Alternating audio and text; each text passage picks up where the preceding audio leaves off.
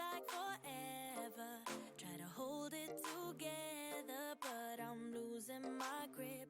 I need someone who can make me feel better.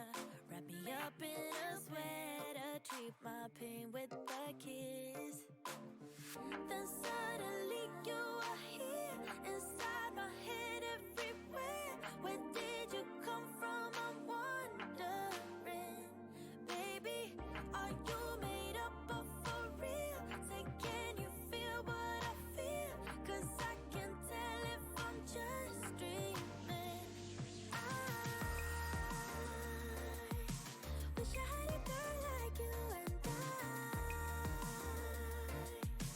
wish it could be real, but you're not really here, and I don't wanna wake up without you, but tonight is gonna have to do. If I'm gonna get with a girl like you, I fade away. Every day you're not with me. Maybe now that you showed me what love could be like, what can I say?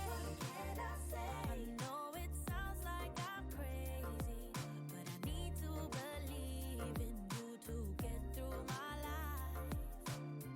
Then suddenly you are here, inside my head everywhere. Where did you come from? I'm wondering, baby, are you made up of for real? Say, can you feel what I feel? 'Cause I can tell if I'm just dreaming. I wish I had a girl like you, and I wish it could be real, but you're not really here, and I don't wanna wake up without you, but tonight is gonna have to do. If I'm gonna get with a girl like you, girl like you, girl like you. If I'm gonna get with a girl like you, girl like you, girl like you. If I'm gonna get with a girl like you, girl like you, girl like you. I don't wanna wake up without you, but tonight is gonna have to do. If I'm gonna get with a girl like you. Then suddenly you are here, inside my head everywhere. Where did you come from? I'm wondering, baby, are you made up of for real? Say, can you feel what I feel? 'Cause I can tell if I'm just dreaming. I wish I had a girl like you, and I wish it could be real, but you're not really here, and I don't wanna wake up without you, but tonight is gonna have to do. If I'm gonna get with a girl like you, girl like you, girl like you. If I'm gonna get with a girl like you, girl like you, girl like you. If I'm gonna get with a girl like you, girl like you, girl like you. I don't wanna wake up without you, but tonight is gonna have to do. If I'm gonna get with a girl like you.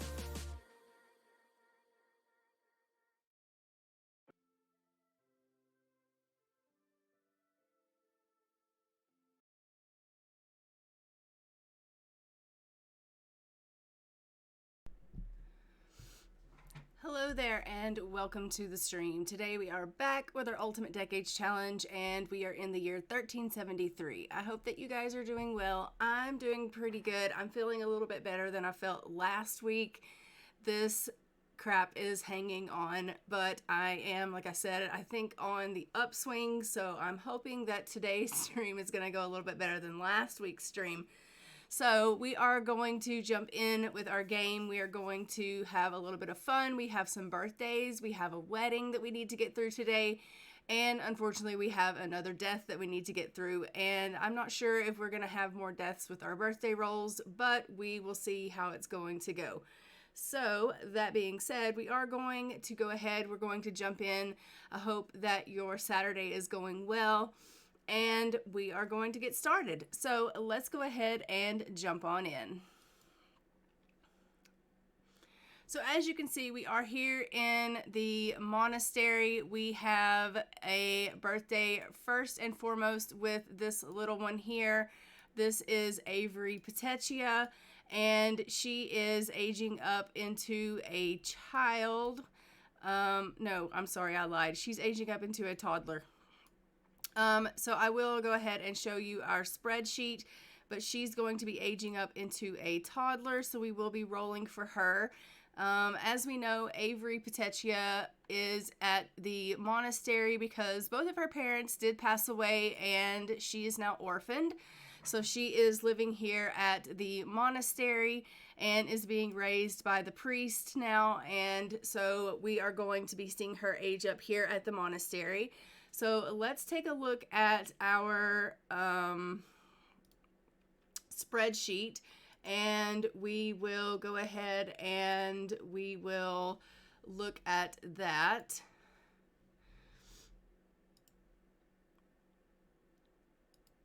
So if we look at our spreadsheet, we do see that Avery Petaccia is supposed to age up to a toddler. She can't roll a 1, 4, 8, 12, or 15, or she will die.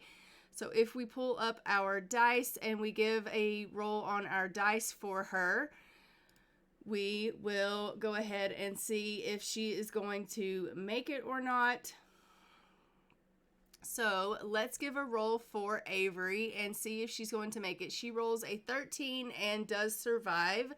So because she survives, she gets 16 days, which is fantastic. We will go ahead and put her on the spreadsheet where she belongs. 16 days.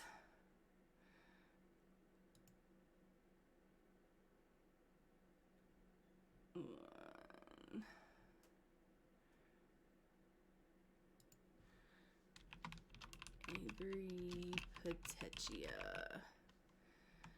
Perfect. And then we also have a Cuthbert-like aging up today to a toddler.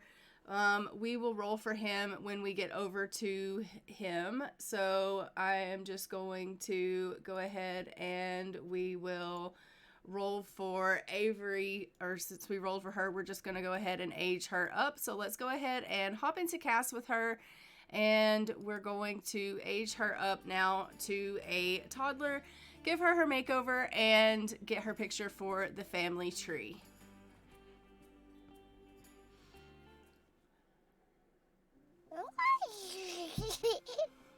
So as you can see, she was intense as an infant, and as a toddler, she is going to be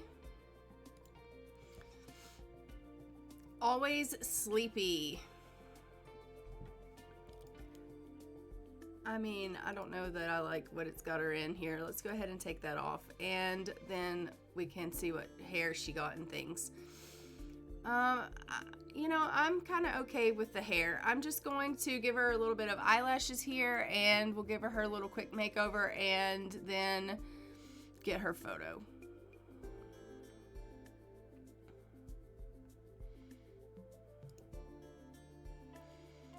She's a cutie.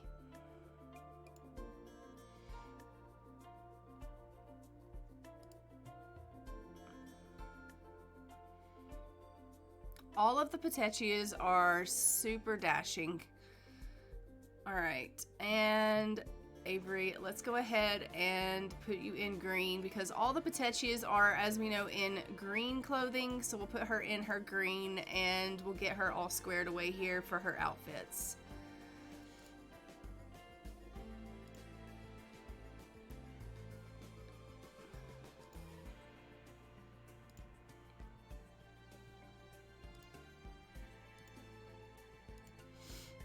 All right, green party wear. Let's just do this one. And then for your swimwear and for a hot weather outfit, let me get you some different shoes there, love.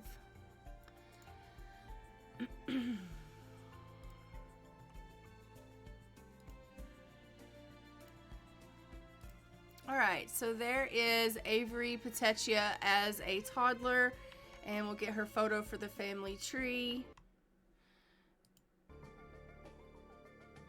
And then we're going to see Cuthbert like, and we're going to roll for him and age him up to a toddler as well. Well, we'll see if he's going to be aging up, I suppose. Obviously, we'll go ahead and age him up, but we'll see if he's going to survive his birthday roll.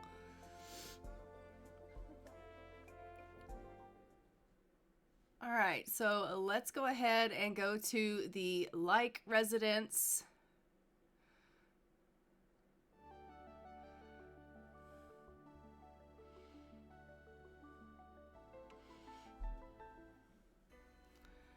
I think they're here, but no, maybe not.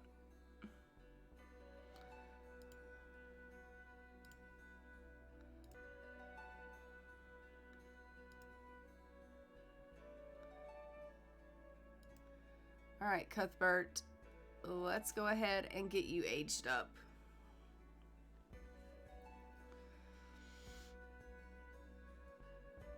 All right, so for the spreadsheet, as you can see, we need to avoid, again, a 1, 4, 8, 12, and 15 for Cuthbert. So if we give him a roll, he rolls an 8, and so he is going to need to roll a d4 to see when he is going to die. And so if we roll that, he's going to die in 3 years. So in 1376, Cuthbert is going to die. So we'll put him on here that he's going to die in 1376.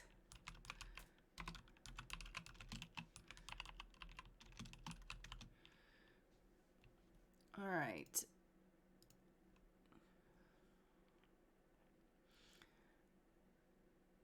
And we will go ahead and age him up to a toddler, and we will give him his toddler makeover, and then we have on the calendar here when he's going to be passing away, which is unfortunate because, as we know, he is their heir. So that's not necessarily ideal, but I guess they'll just have to try again. She's not going to want to do that. As we know, she doesn't necessarily care for physical intimacy and things of that nature, but he is going to want an heir. So he will be like, we're going to have to try again for another son. All right, and he is going to be, as a toddler, independent. All right, this hair has got to go. Let's just go ahead and give you some eyelashes here and a little bit of blush. Maybe a lighter shade here because you're kind of pale. And then for your hair,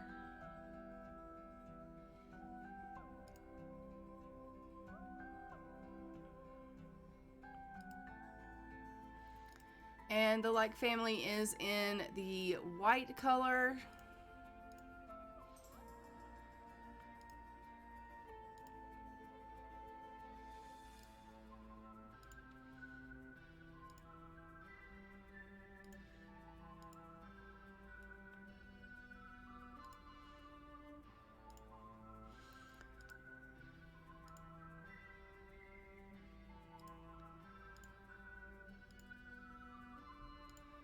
All right, Cuthbert. You're a cutie patootie. I hate that you have to pass away soon, but unfortunately it is what it is. And so there is Cuthbert, like as a toddler. And then the next thing on the agenda is we have to get Mara McNally married. So let's go and do that. She is already in a relationship with someone, so we are just going to go ahead and go see her, and we will meet her betrothed and go ahead and get them hitched and let them move in with one another and start their lives together. I'm not exactly sure where in the village I want them to live. I don't think we have anything available here.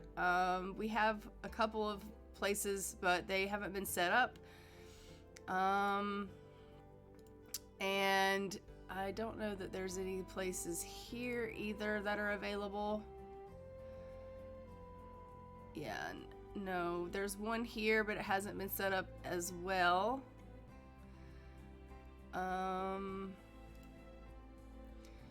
So we may just have to end up putting them in a regular house somewhere until I can get a village house set up for them. Oh, hello and welcome in. Okay, so I think what I'll do is I will just go with Mara and we'll just get her set up in a regular house with her betrothed for now. And then after that, I'll get a village house set up in between the next stream, and we will then be able to move them into the village. But for now, we don't have another village house that's available for them because they're currently empty, and then we'll be able to move them into the village later. But here is Mara McNally. She is a teen. She is in a relationship with a gentleman by the name of Rollo Goodwell. He was part of the Scotland Teens, and she met him, and as soon as she met him, she fell madly in love with him, and she had an intimate sentiment with him that her heart was just beating wildly for him. She perceives him as very attractive. They are deeply connected. Says Rollo has a powerful bond with Mara that is a source of strength and comfort, and she has a crush on him. She's crushing hard on Rollo. But it did tell me that basically her heart stopped when she saw him, and so she was like, I definitely want to be with him. And so we, like, their relationship panel, friendship and romance instantly went up really, really high as soon as they met. Just as soon as they gave an introduction, it just went right up, and I was like, wow. So they actually had a whirlwind romance. And so what we're going to do is we're just going to go ahead. We're going to have them travel. I'm going to have her and her parents. Maybe we'll have her sister Beatrice go ahead and travel with us as well. And we'll go over to the church and we'll go ahead and we'll get them married.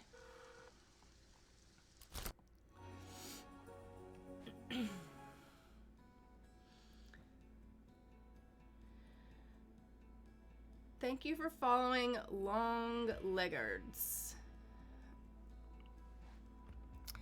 All right, and so we're going to go ahead. We're going to go into the cemetery slash chapel, and we're going to get them married now.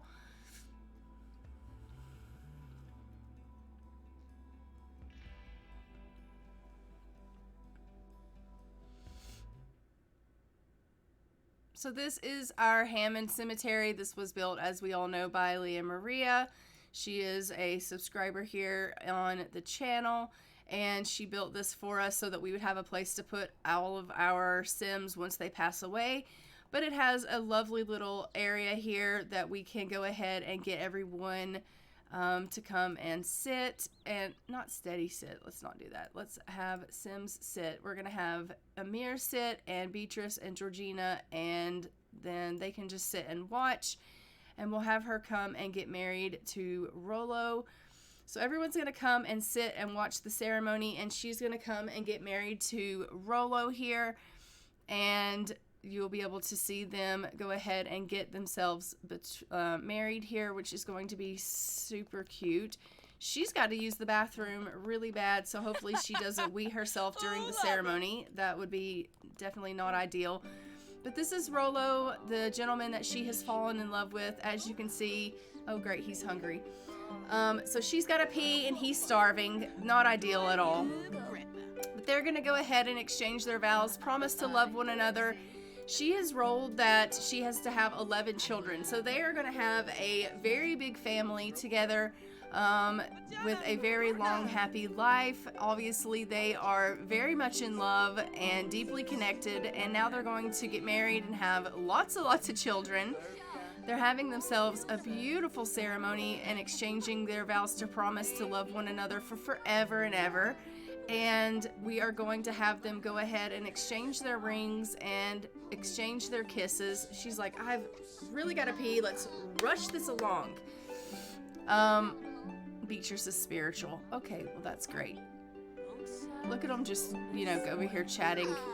Amir's the only one watching the actual ceremony, and he's just like, oh, my little girl is finally getting married. This is so great.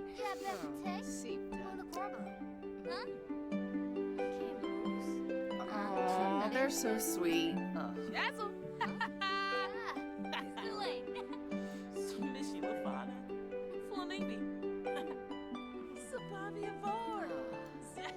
And I love it because he's already in kind of like a purple color, and as we know, the McNallys are a purple family, so I don't know that I'm going to have to change his clothes too very much once he marries into the family, but we will see.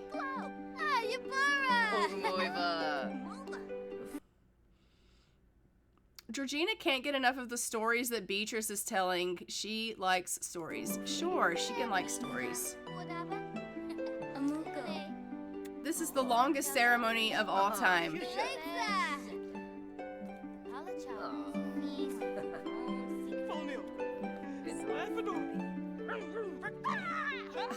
Just exchange your rings and kiss, please.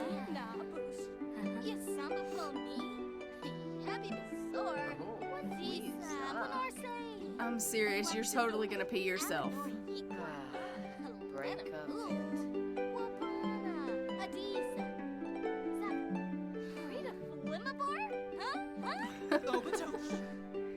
She's like, what do we do now? And he's like, well, I'm just gonna keep kissing you on the cheek until we actually decide to exchange our rings. Could you please exchange the rings? Get married.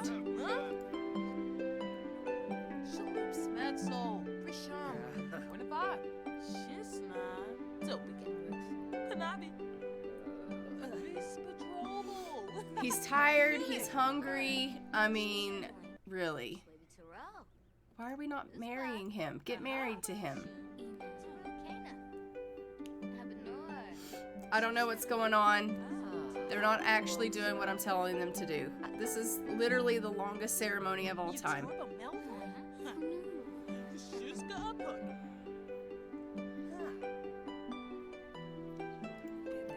Maybe I'll just cheat her bladder up just a little so she doesn't pee herself here. Okay, can you actually exchange your rings this time? She's hungry and tired too. What a beautiful ceremony. They're exchanging their vows. Okay, you already told me that once.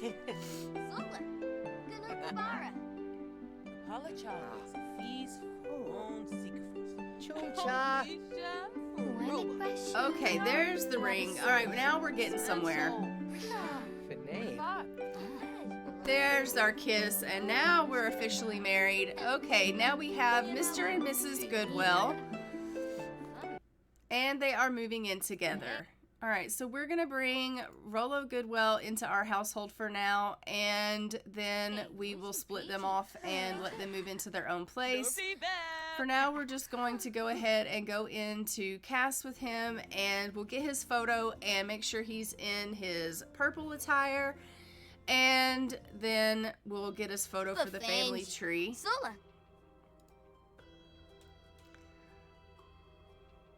All right, so he is in purple for his everyday. Let's check out his other. That's purple. Let's change this one.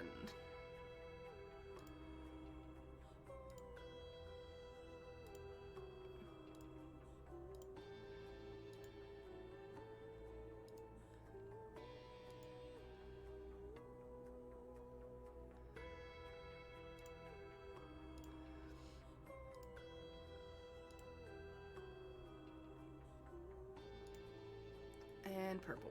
Okay, great.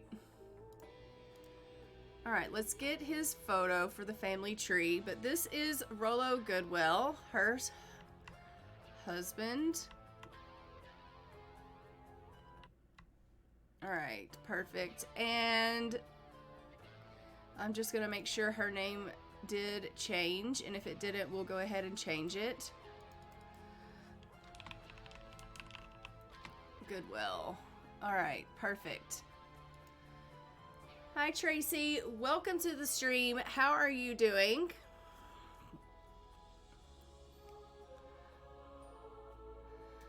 We have just married Mara McNally to Rollo Goodwill. They have just had the longest wedding ceremony of all time.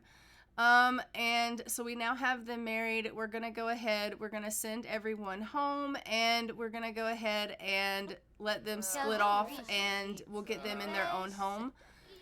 As we know, she does have to have 11 children, so we need to go ahead and split them off, get them in their own home, and let them consummate their marriage and start trying for a baby, because having 11 children is a lot of children that they know need to go ahead and get started on.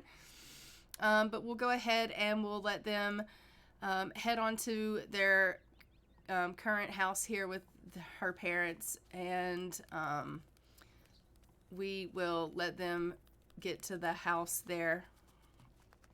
Everybody needs to go to the bathroom. Everybody's hungry. Everybody is a little bit tired.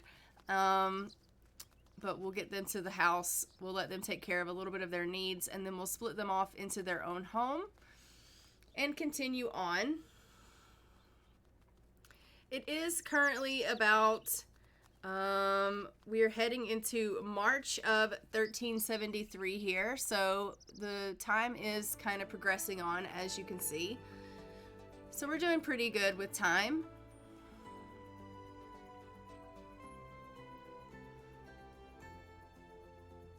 Just got back from shopping. Oh, what'd you go shopping for?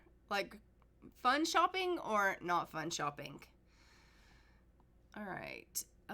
Let's go ahead and split them off into a new household.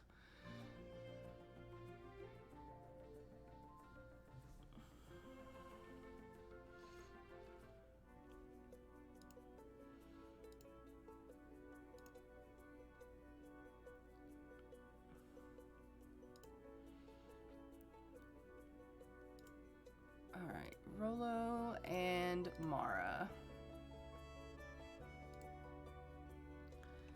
We'll give them 20,000 simoleons here.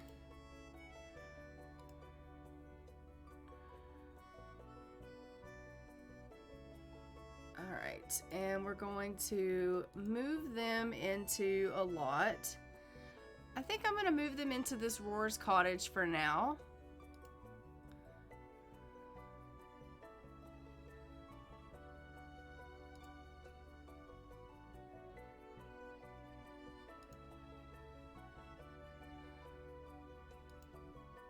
It says it's not furnished. Maybe I'll move them into a different lot.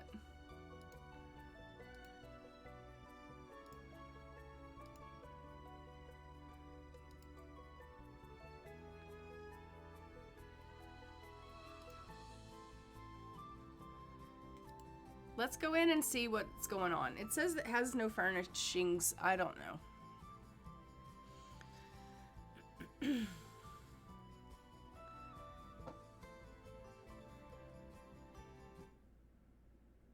Food shopping. Oh, hello. Sorry for bothering you. I want to offer promotion of your channel. Viewers, followers, views, chatbots, etc. The price is lower than any competitor. The quality is guaranteed to be the best. Flexible.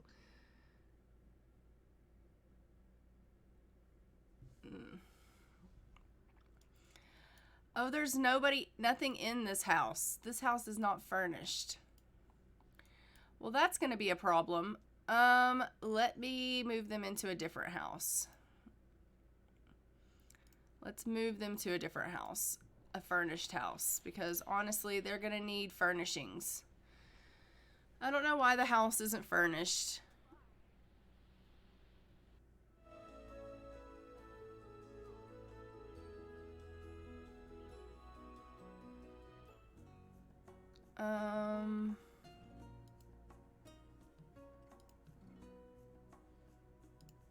Let me see.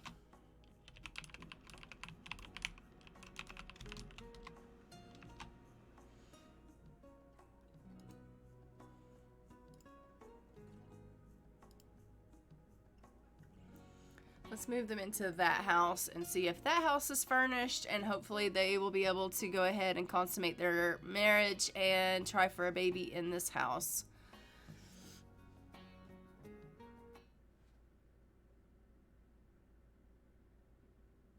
All right, so it is. We love that. All right, so I am just going to go ahead and we're going to get him to try for a baby with her. She's like, are you kidding me? I'm hungry. I'm tired. And he's like, I realize that, but we need to go ahead and consummate the marriage. So let's go ahead and get on that. And she's like, okay. So they're going to go and consummate their marriage. And then maybe after they do that, we'll get her to come up or come back down here and they can... This house is definitely not going to be conducive to having lots of children. But again, I'm going to move them into the village afterwards. I just, for now, am putting them here. I'll get them in the village. In between this stream and the next stream, I'll build them a place in the village and get them all set up. But for now, we'll just have them here. So they are trying for a baby here and consummating their marriage. And then we'll go ahead and get her to come on down here and maybe she can make something to eat. Oh my goodness, she is just in a fit of a time. She's got bladder needs, hunger needs, hygiene needs, energy needs. She's just really in a bad way. Maybe she can serve dinner. I'll get her to do just some like vegetable dumplings. That seems like a good plan. She's like, are you kidding? I just want to go to sleep. I know you do. I'm sorry. Look at her. She's like, let me sleep. Your husband is hungry. You're hungry. She's like, I've really got to go to the bathroom. Honestly, that is like something that I really desperately need. I know you do. So another thing that is going on in the game is I did try to put in Little Miss Sam's live-in services for our main household so that our live-in store would work, and for whatever reason it doesn't seem that that mod is updated currently because our live-in store is not working.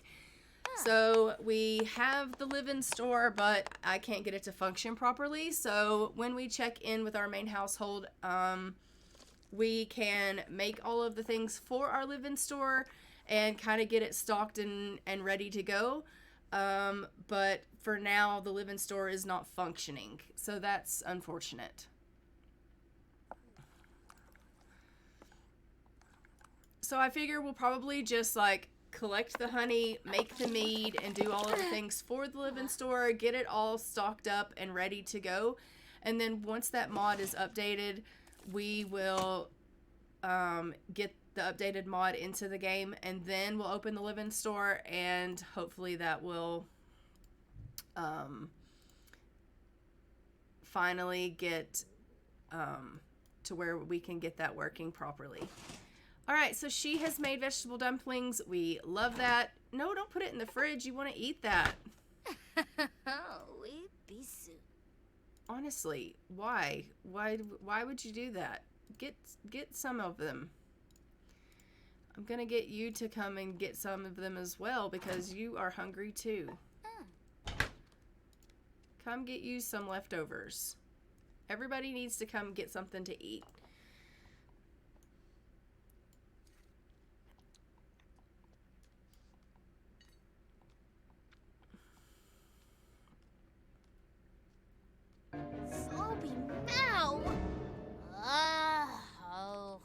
Alright, so she is eating, and then I'm going to have her go ahead and go to the washroom and then get herself a shower, and then she can go ahead or a bath, and then she can go ahead and go on to bed. He's going to eat something, and then he can go on to bed, and it is officially March of 1373. So that's fantastic. What do we have on our timeline? So we have already aged up Avery, Petaccia, and Cuthbert Like. Mara has gotten married. Oh, she didn't even make it. The poor dear. She's like, I'm really struggling. This has been one heck of a day for her. It was just too much excitement for her, and she has passed out. Look how smelly she is, though. Like, oh, the poor thing. Okay, go to the bathroom and then get yourself a bath, and then you can go to bed. She's like, are you kidding me right now? I'm not kidding. I'm really not. All right.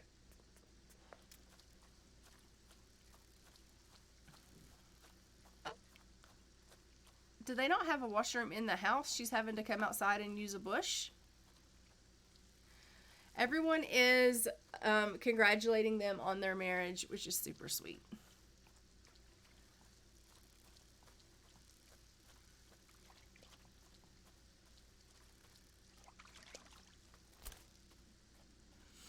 She's like, I've really got to go. I'm having to walk all the way outside to this bush here. The poor dear. She's probably going to pass out again before she even makes it anywhere. She didn't even go. Okay.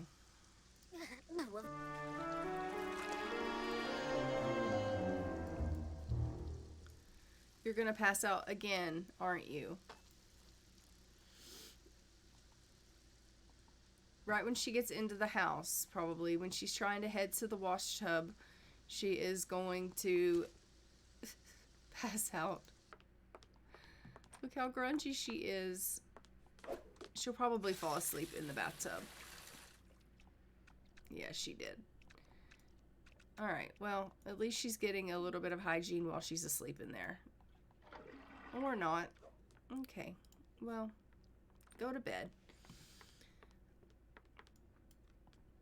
We'll let her get a little bit of rest. It looks like Rollo is in bed. He's getting some sleep. Where is he? Oh, he's in here in this bed. Okay. Well, he's getting a little bit of sleep. They're sleeping separate. I don't... They're funny. She's like, it's fine. We're just sleeping in whatever bed we can find right now because we are exhausted and we're just not used to... They're not used to this whole married life, and so they're just sleeping in separate beds. I know you are so grungy you can't even sleep right now. Go ahead and go get you a bath.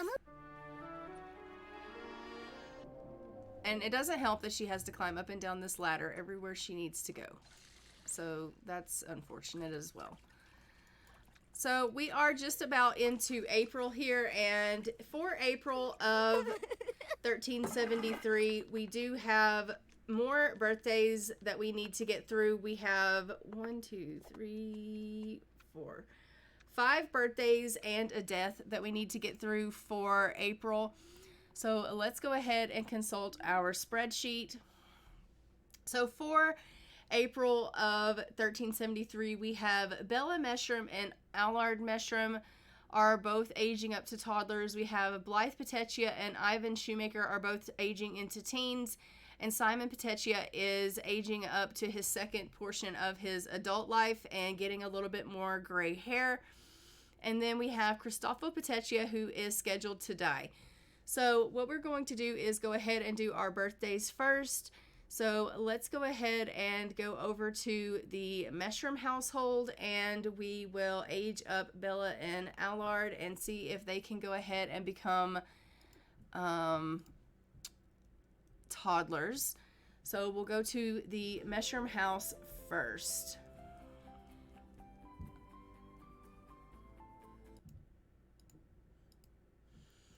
So I do believe the Meshram house, where are they? In Himford on Bagley, I believe.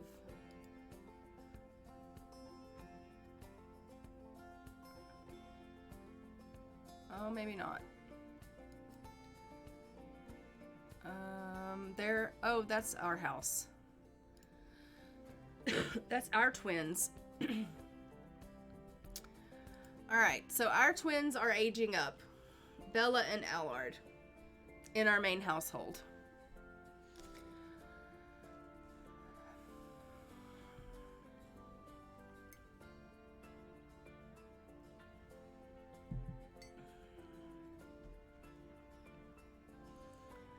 So let's go ahead, and as we know, we need to roll for them and see if they can survive. They can't roll a 1, 4, 8, 12, or 15. So if we go ahead and pull up our D20 dice, we're going to roll first for Bella. She rolls a 5 and survives, and Allard rolls a 6 and survives. Both of them get to live for 16 days, which is perfect. So we will go ahead and put them on the spreadsheet where they belong.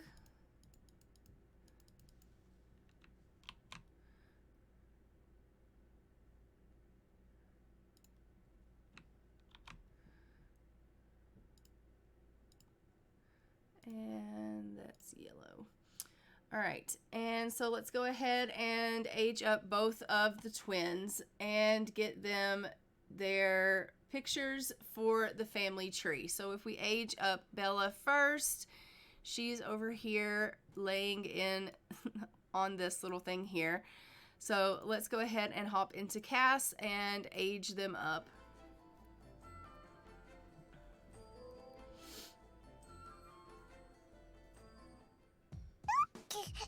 All right, so Bella was a cautious infant, and as a toddler, she is going to be a charmer.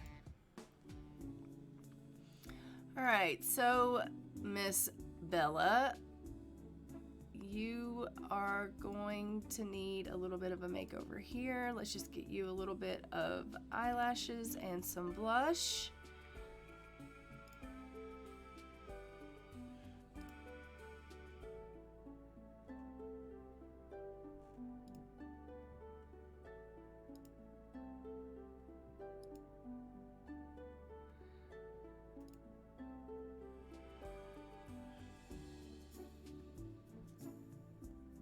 And then for your hair,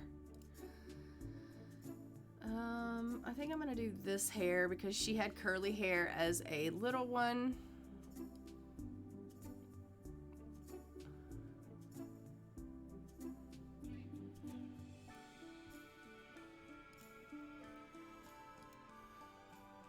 And then, as we know, they're in blue.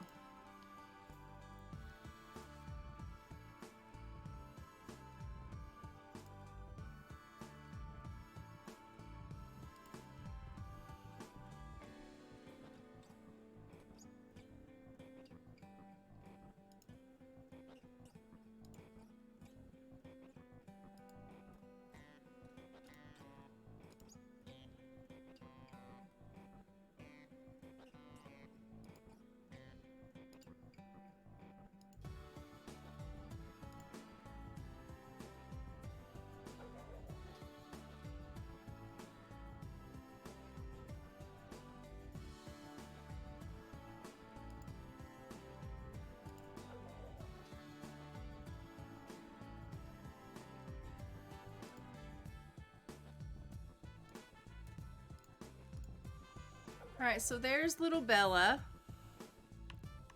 and her photo for the family tree. And then we have Allard, who was an intense infant, and as a toddler, he is going to be inquisitive.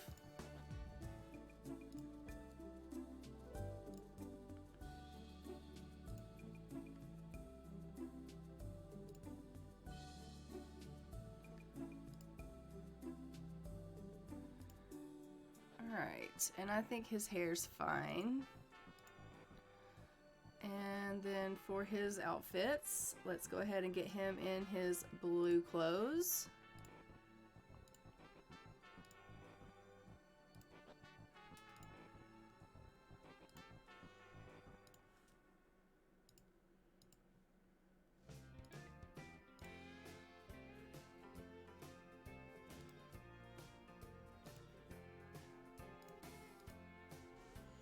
All right, and there's Allard.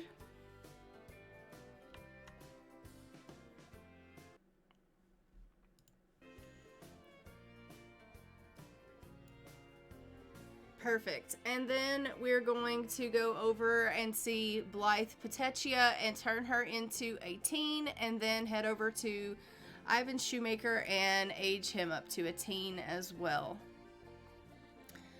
So over to the Petaccia house.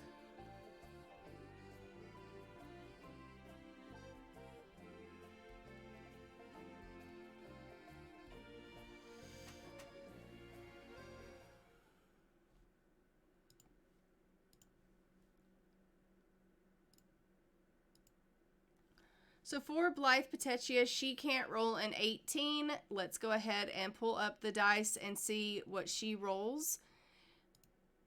She rolls a 15 and survives, and Ivan can't roll an 18 and he rolls a 1. So both of them survive and they get 28 days.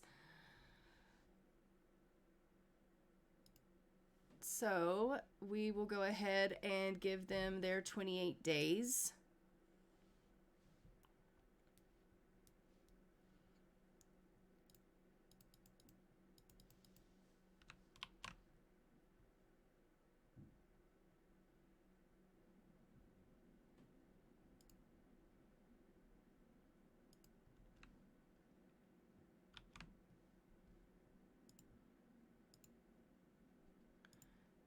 And they also are going to need to roll to find out if they are marrying.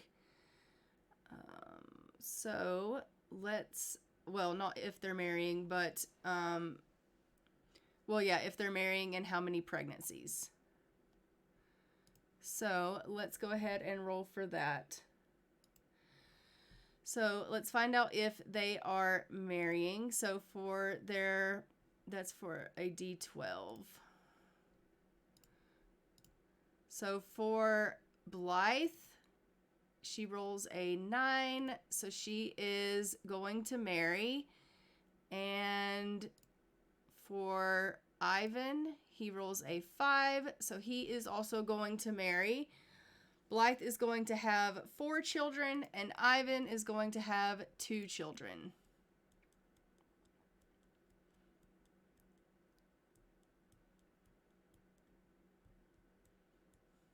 All right, so Blythe and Ivan, 4 and 2.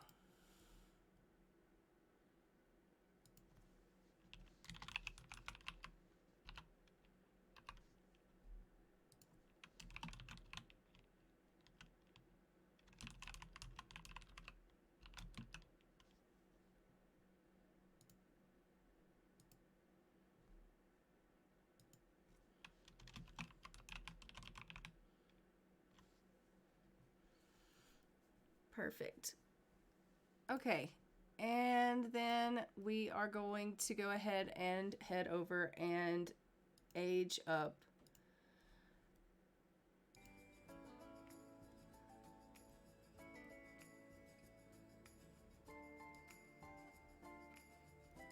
Blythe.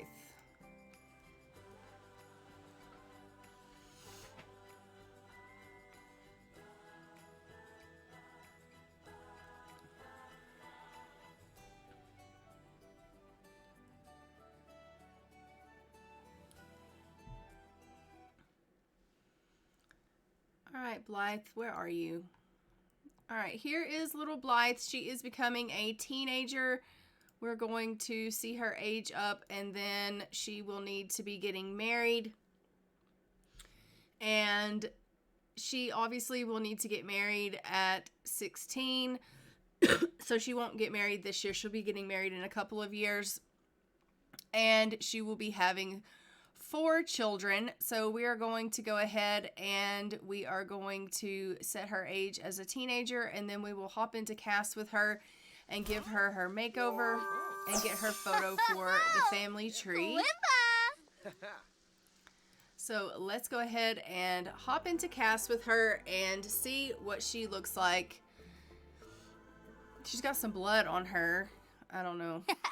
Oh, I thought she did. She didn't, though.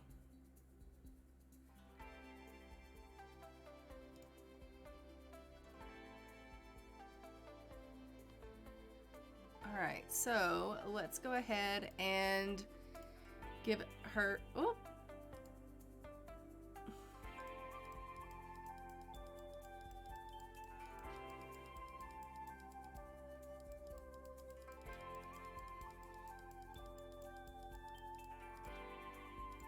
I just took everything off of her that she had on her. I'm just gonna fix that.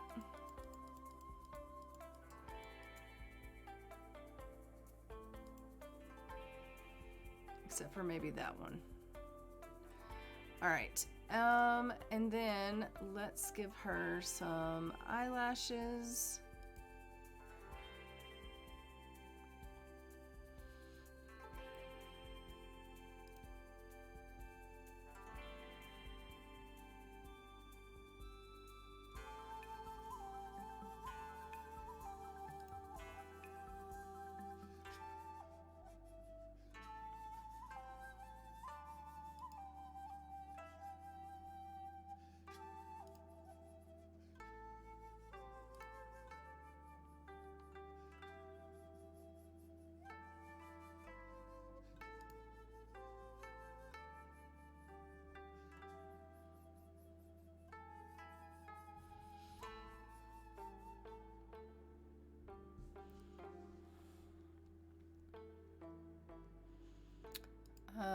Okay, and then for her, we need to put her in green.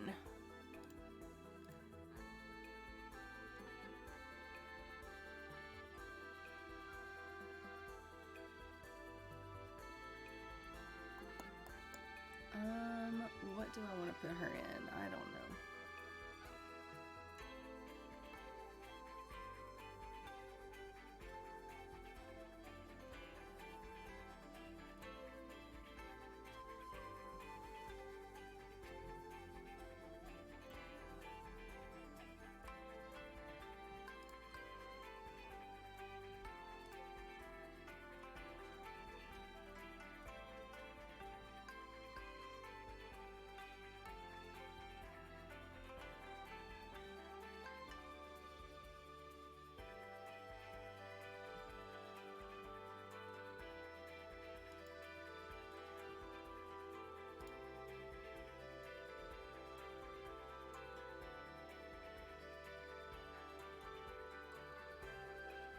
Where is...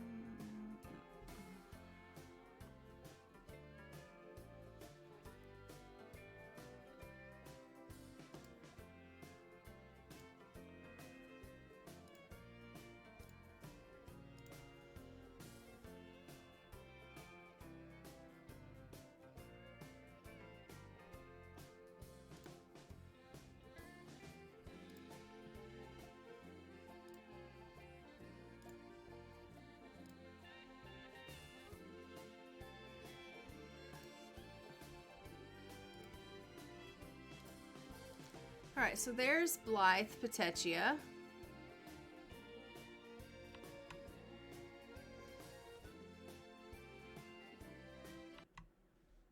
All right, perfect. And then we need to go see Ivan Shoemaker.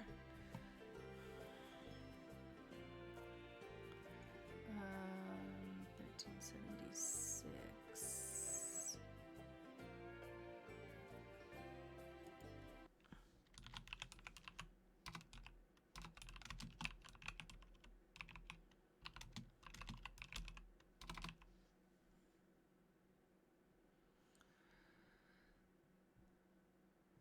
All right, and let's go see Ivan.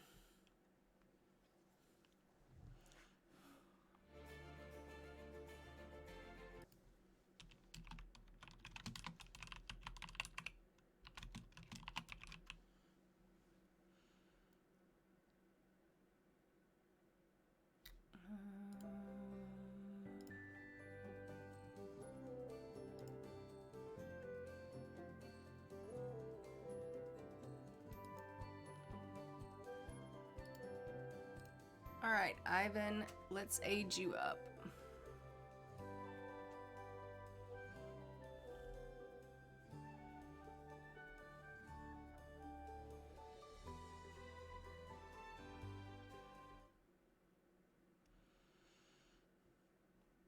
All right, so here is Ivan Shoemaker. We're going to be aging him up to a teen as well. And then in a couple of years, well, 3 years, we'll be getting him married and he'll be having himself 2 children with his wife. So we're going to set his age as a teen, and then we will jump into cast with him and give him his makeover as well. Oh, he's got really long hair. All right, let's jump into cast with him. We'll most likely be changing that hair. Because I don't think that he should have hair quite that long. It's quite a look he's got going on here. All right, so let's go ahead and give him a little bit of a change of hair here. Other than that, I think he's okay, but the hair has to change. Maybe we can do like this hair. And honestly, like,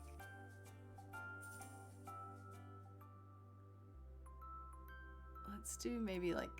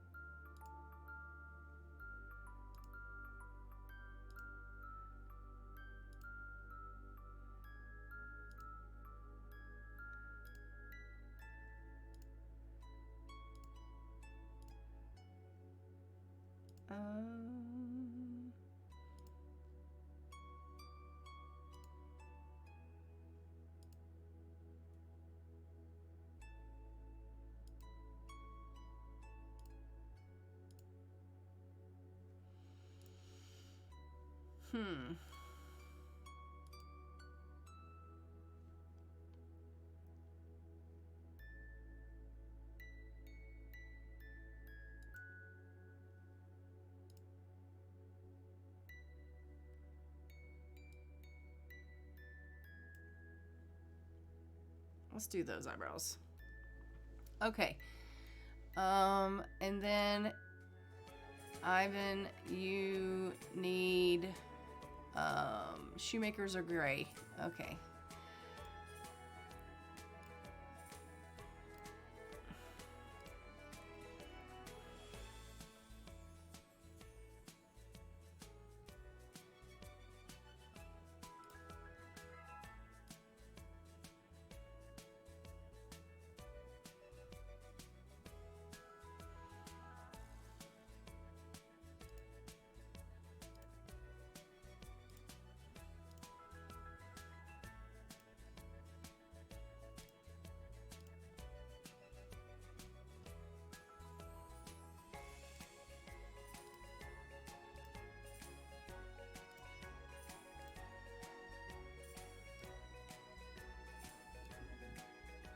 And then we'll do you in that one.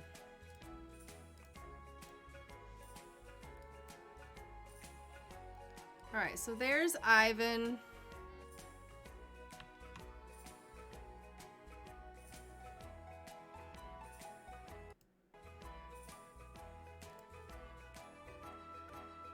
All right, who is next?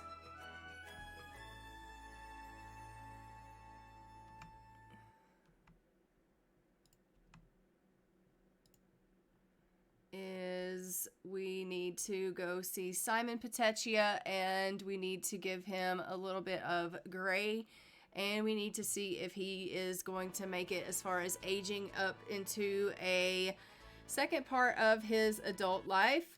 So he does need to roll between a 1 and 9. So let's go ahead and pull up the dice and see if he can make that roll. So he needs to roll between 1 and 9 to live. He rolls a 10, so we are going to have to roll a d10 to see if or how long he's going to live. He rolls a 9, so he's going to get 8 more years. All right, 8 more years.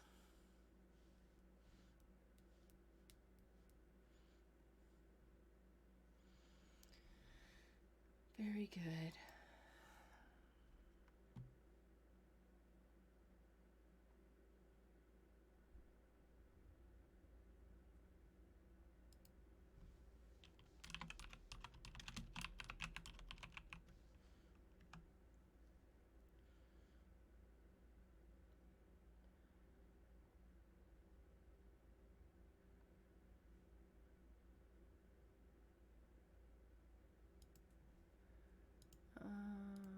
And then we are going to Simon Petaccia.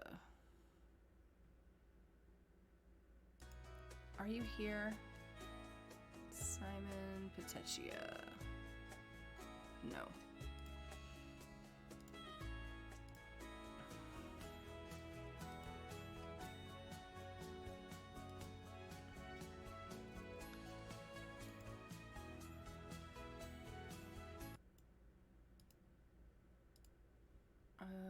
We are just going to go into managing their household and just give him a little bit of gray hair.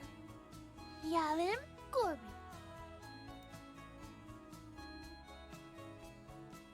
Because he's already an adult, we just need to tweak his hair a little bit. So let's just go ahead and give him a little bit of gray.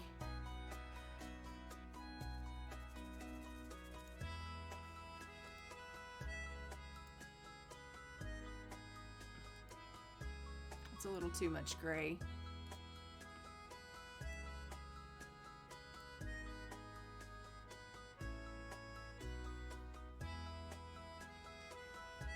Well, let's do that one.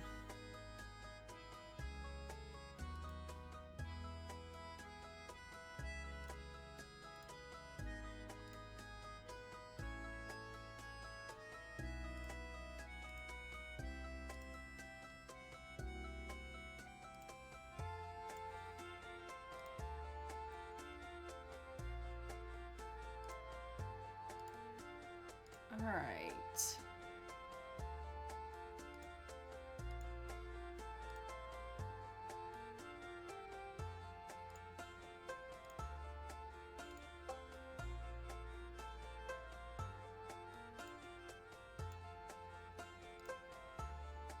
And then we'll get his updated photo for the tree.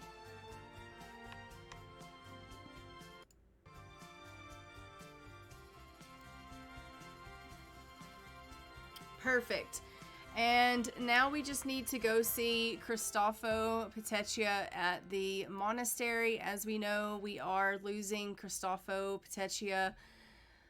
Unfortunately, he is scheduled to pass away, so we do have to find out what he is dying from. So we are going to need to go and do our teen to elder death wheel and find out what Cristofo is passing away from. So if we open up that wheel and we give it a spin, we will find out what Cristofo is passing away from today. And it looks like he is passing away from dehydration. All right. So let's go ahead and jump in here with Cristofo. And we are going to go ahead and we are going to kill him.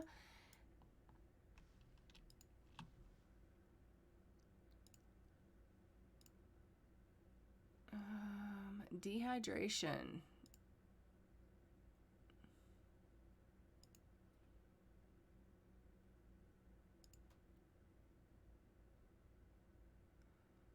Let's do death by overheating. Huh? What's... yeah. Ooh,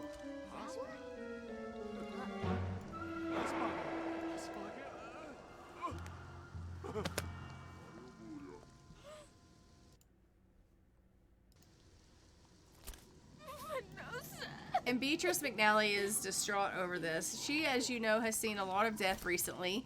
And now Cristofo has passed away, so she is just like fit to be tied. She's thinking to herself, every time I'm around someone, they pass away. She's starting to feel a little bit cursed, honestly.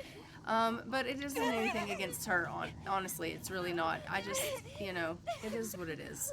I just happen to use her to collect tombstones, and yeah, it's unfortunate. It really is.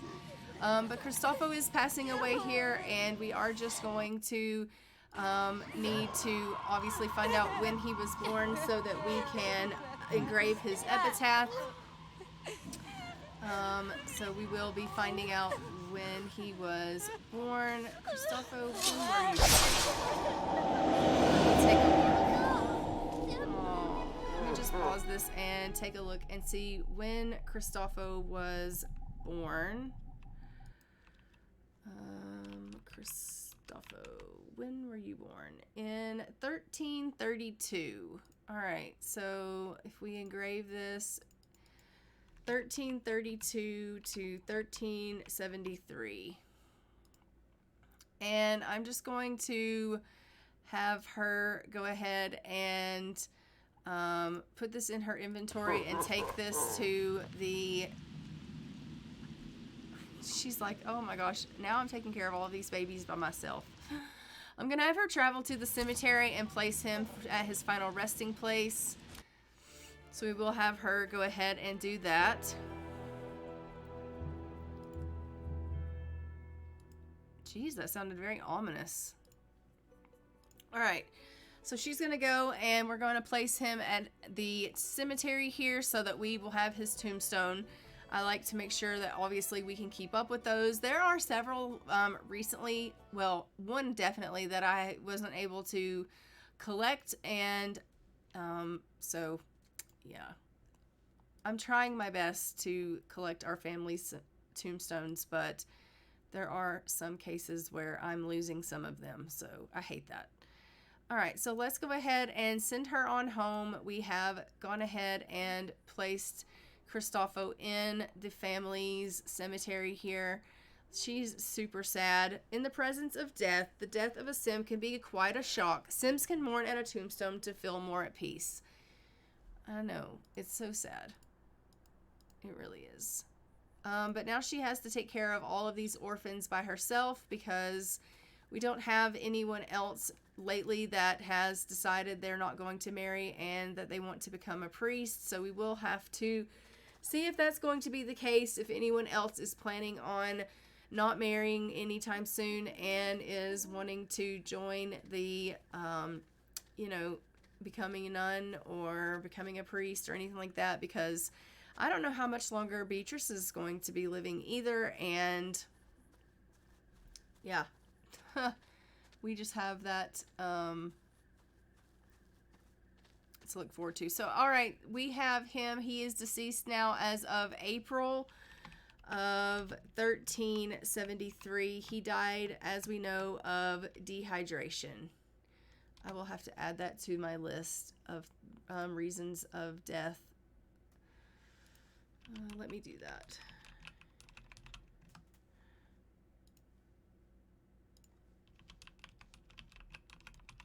All right.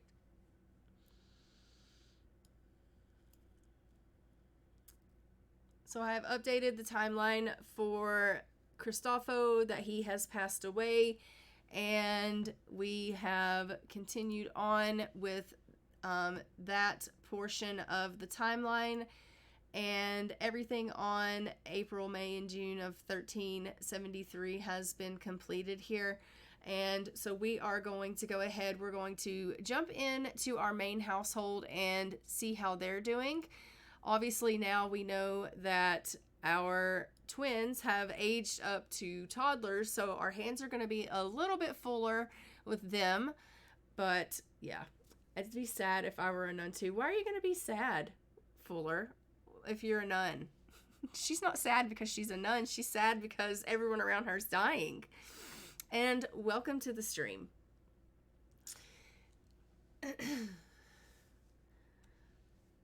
Redeemed ad time. Let me see if I can do that.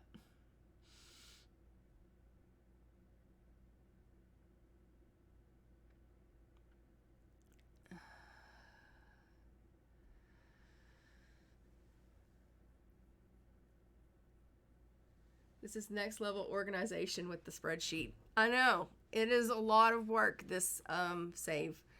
All right, what are we doing? We're going to go into the main household now. But I need to figure out how to run an ad. Let me see if I can do that.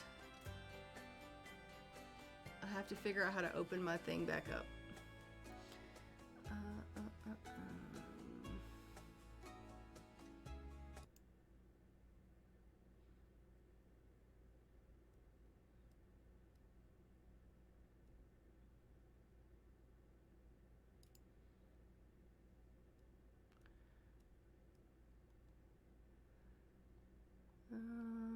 I don't think that's right.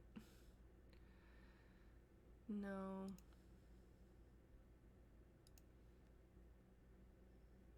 No, bias.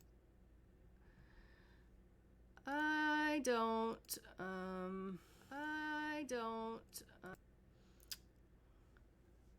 Let me see if I can figure it out. I know there's a way for me to run the ad, but I can't figure it out right this second, Tracy.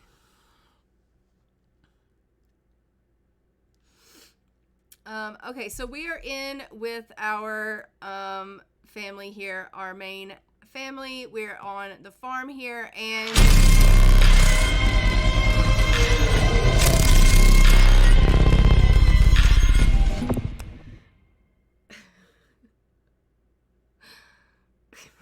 thank you. Thank you for that. It's been so long since anyone scared the bejesus out of me, so I totally needed that. Thank you, Fuller. Appreciate you. All right, so that actually scared me also, right? All right. So we're on the farm. It is Saturday, 3:35 a.m., which is April of 1373. It is raining on the farm. As you know, we have our live-in store, but as I said, it isn't working right now because the mod is broken. Everyone in the family is, you know, I think they're doing okay, other than the fact that it looks like Juliana is on her cycle, so she's kind of not feeling the greatest right now.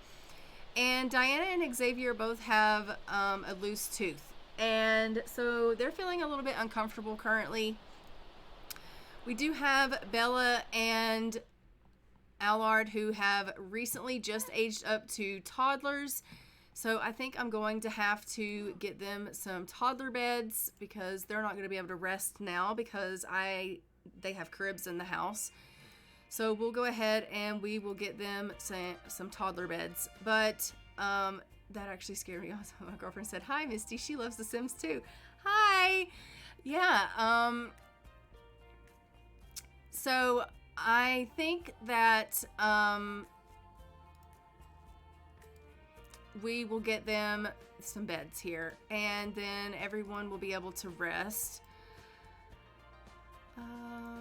Let's get them a bed here as well. Oh, I was like, why is that bed not going there? It's because there's a potty there. That's unfortunate. Maybe we can move the potty chair in here, because that's on my nerves. All right. Perfect. And we're not going to need that anymore either, so we'll just sell that. Okay. We love it. Okay, so the kids have beds now. We are loving that. They're learning how to walk. They're learning how to talk. They're learning how to think. They're learning how to do all of their skills, which we desperately need them to do. I'm going to go ahead and get DeMarcus to just do a little bit of this laundry here because it's looking pretty gross. So we have our chickens, we have our cow, we have our bees. They have been tending to the bees and trying to keep them in a pretty decent mood. We've been trying to bond with the bees because we know we want to have a good relationship with these bees so that they can give us better quality honey. If they give us better quality honey, hopefully we're going to make good mead. And if we make good level quality mead, then I'm hoping that our store is going to do really, really well. Assuming our store can actually ever work. I mean, that's the plan. So as you can see, they have been making mead. They have bottles of mead here on the shelves that I've already set up for sale here. And she has all of this honey in her inventory, Juliana does, because she's been really working hard at making the honey and processing it and things like that. And the different types of honey that we get, obviously we can then make the mead from the different types of honey. And then once we make the bottles of mead, we'll stock them on the shelves. And then we'll be able to open our live-in store once it's working. Right now, I don't think the mod is working because the mod creator has messed up her wrist. And she has, because of that, you know, she's just struggling right now to get all of her mods updated after the patch and things like that. So we're just going to be patient, and hopefully it'll get to working soon. So once it gets updated, we'll put it in the game, and then our store will hopefully be working, and yeah, all's well. It'll be good. But for now, our store does not work. So we're just going to prep and let them do what they need to do. I'm going to have her come out and bond with the bees, and then I'll get Juliana to grab a bite to eat because it looks like she is feeling a little bit hungry. But as you can see, we are going to be making mead for this family. That is the goal here. Right now, Juliana is the one that is predominantly really working with the bees. Xavier is our heir of this family, so once he is old enough to become a teenager and have kind of full, you know, charge of the house, he will be the one that's going to take over this household, and Juliana and DeMarcus and their two little ones are going to move out. And Xavier then will get married, and he's going to, at that point,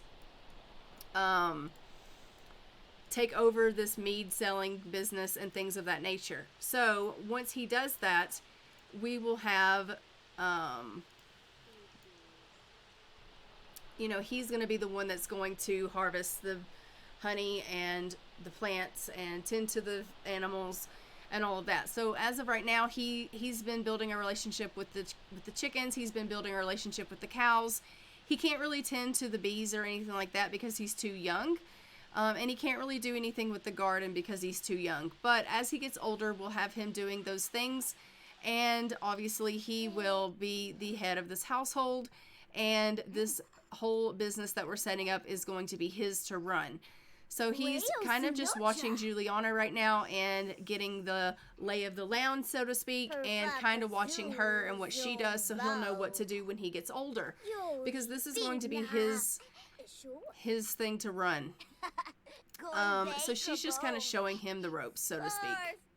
She's like, this is how you do it. This is what you're supposed to do. Like, you got to do this to the bees, and you've got to do this, and you've got to go over here to the honey press. And he's like, oh, this is a lot of work. And she's like, yeah, but I think it's going to be lucrative for the family. And so for right now, they have about 8,000 simoleons.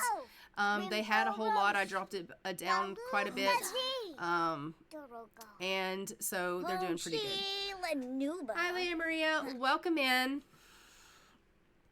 So I think that overall they're going to do pretty well at this business once we actually finally get it up and running. And I'm hoping that Xavier's going to do well at it once he is a teenager and he kind of takes over the helm here. Obviously, Juliana and DeMarcus moving out on their own, they'll, you know, no longer be the family that we follow. We'll be following Xavier, and Xavier will be the one that's that we're following with his family, assuming he makes, you know, it past his teen role and all of that. So, but that is what's going to take place here on this farm. Is brown cow is getting on in years. I just bought that brown cow. Why is it getting on in years? Brown cow, why are you trying to die on me? Honestly. Your baby, Zayaga. She's like, why are you playing in the toilet? And he's like, I'm sorry. I'm sorry, Mom. All right, go over there and eat that because you're hungry and you need some nourishment. And Diana likes fitness. Okay, sure, you can like fitness. All right, I'm going to open this up and see what we've got in here. I know we have food. I just have to figure out what we've got. All right, we've got chunky vegetable stew.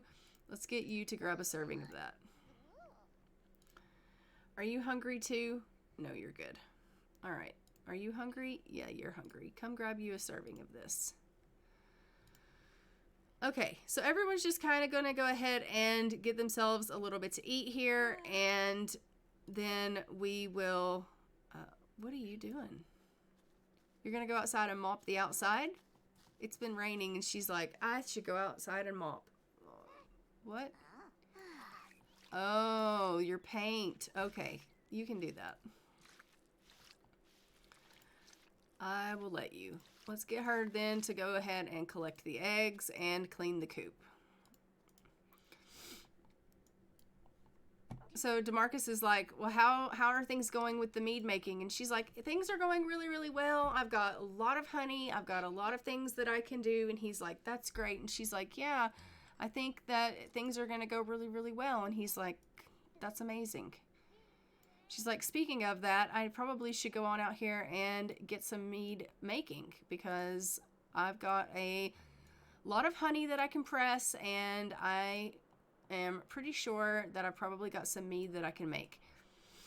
So we'll get her to come out, we'll get her to light the mead machine, and hopefully we can go ahead and get that mead making going on. I don't know if we have enough to make like enough honey of the same kind to make the mead, but we'll go ahead and we'll see. So what do we have? No, we only have one.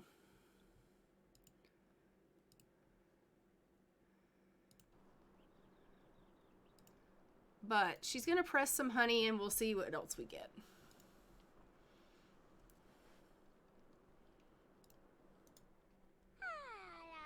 Oh, go far.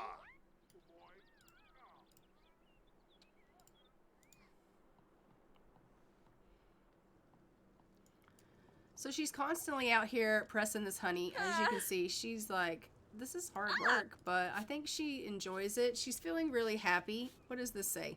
Self-sustaining from cooking with a simple living lot challenge. There's no better feeling than cooking with already owned ingredients. Well, we love that for you.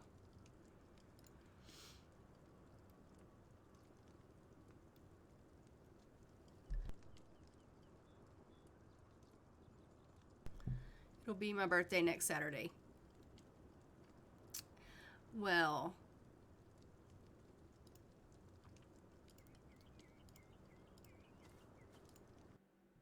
let's get her to make a little bit of mead after she presses a little bit of this honey. I just want to get her mead making skill up and see if maybe we can make different kinds of mead, because honestly we have so many jars of honey and right now the only thing she can make is classic mead. So I do want to get her, you know, making things, and hopefully she'll get the option to make different types of stuff. Yeah, go for it.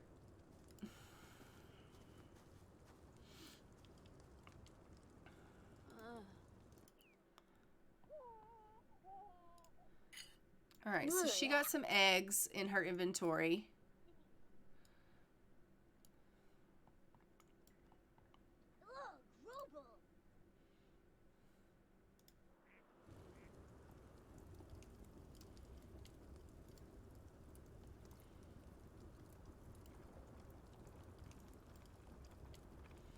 Are you finishing that meat up? And she's like, I'm working on it. It's a process. You have to be patient.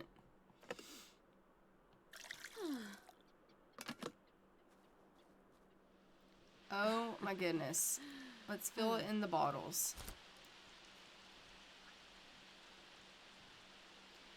Okay. Go on to the washroom and get yourself to bed. DeMarcus and Allard went ahead and got some sentiments, so we love that. He's glad he doesn't think his llama jokes are lame. You need to go to the washroom yourself.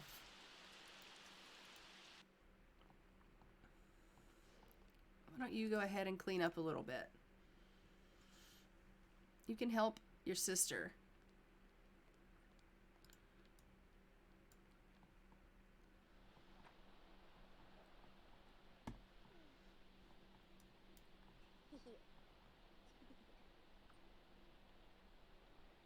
So as you can see, the laundry is never going to get dry because it's raining and it's just like soaking it all over again with this rain that we're getting.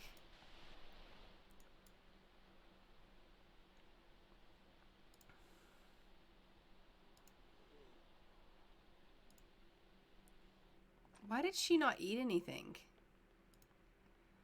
She's really hungry.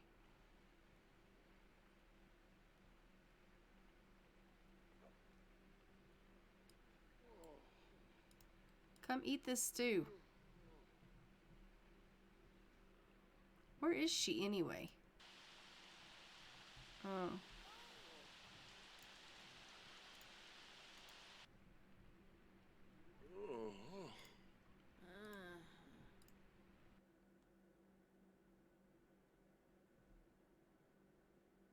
She's got wild boar and salt, so she can make salted wild boar. So I'm going to get her to do that.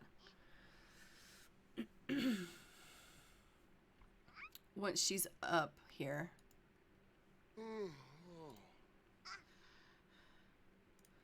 Bella's like, I'm starving. You go eat that stew.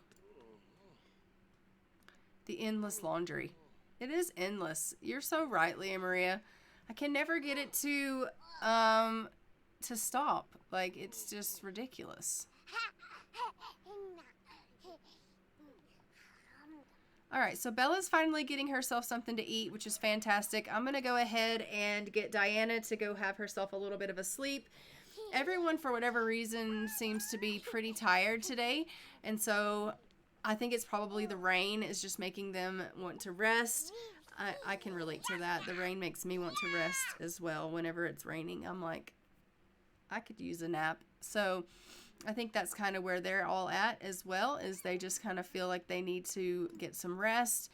So Bella is going to go ahead and finish eating this food, and then we're going to go ahead and get her to come take herself a nap also. And everyone is just going to get themselves some nice little shut-eye here. You can get up and make some salted wild boar.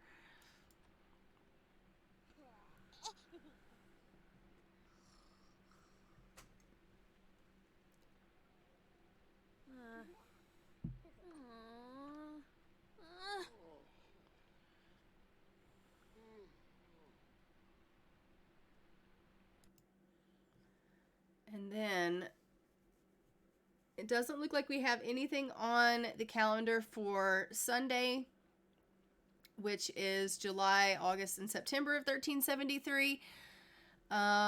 So we'll just continue on and see how it goes. And then for Monday, we have 2 more birthdays. So we love that. Did she make that wild boar? She did not. Why did she not make the wild boar?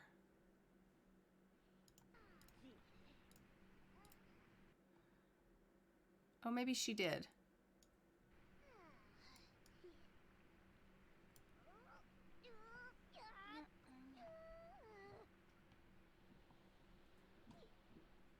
If she did make it, I don't know where she put it.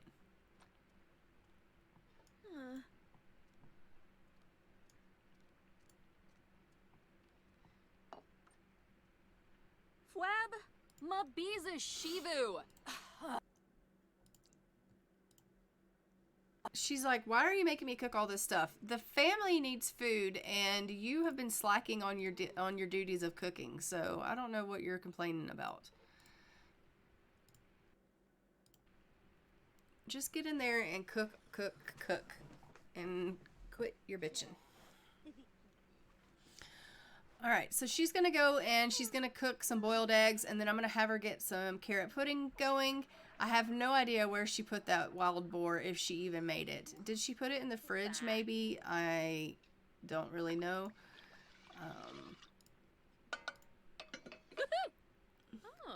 Salted meat. Maybe she didn't make it. I don't really know.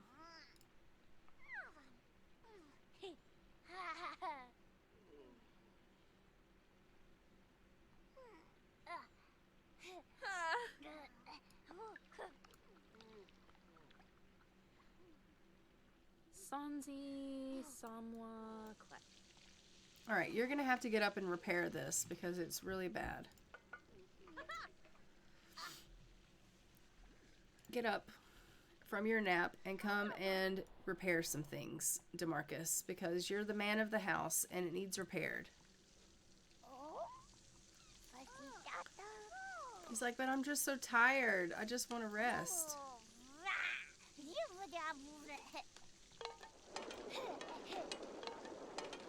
Look at it, Lord. He's like, I'm just going to wreck this whole joint.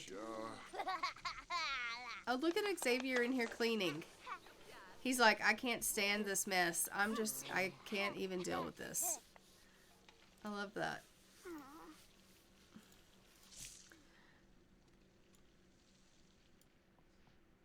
All right, so they're cleaning up. We absolutely love that they're cleaning up. I'm going to go ahead and once she is done with cooking, I'm going to have her go ahead and do a little bit of reading on mead making because she needs to get a little bit more mead making experience. And so I'm going to have her do a little bit of reading on that. How is your rest? Your rest is good. Why don't you come over here and stitch from a small hoop? You can make some stick figures and you can come and stitch as well.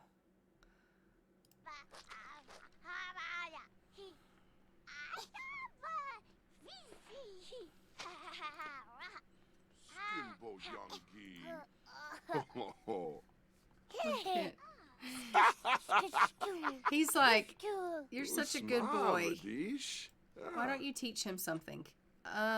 Let's work on some, I don't know. How can you teach him? Friendly activities, flashcards. Teach him his basic needs.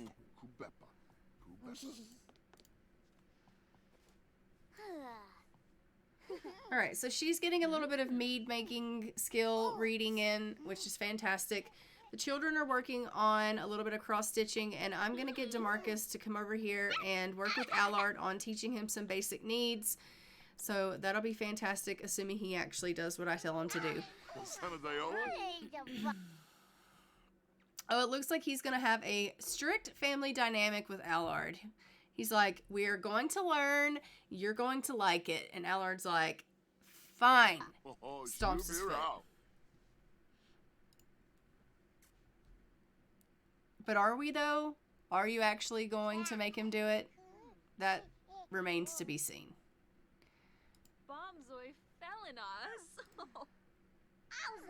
He's like, we're going to learn flashcards now. And he's like, but are we, Dad? Are we really? And he's like, yes, we are. And Allard's like, doesn't seem like it. Seems like you're wrong. Hey. Hey. Okay, let's teach him to talk then. Honestly, let's teach this child something. Allard's like, I'm out of here. You can't make me learn nothing.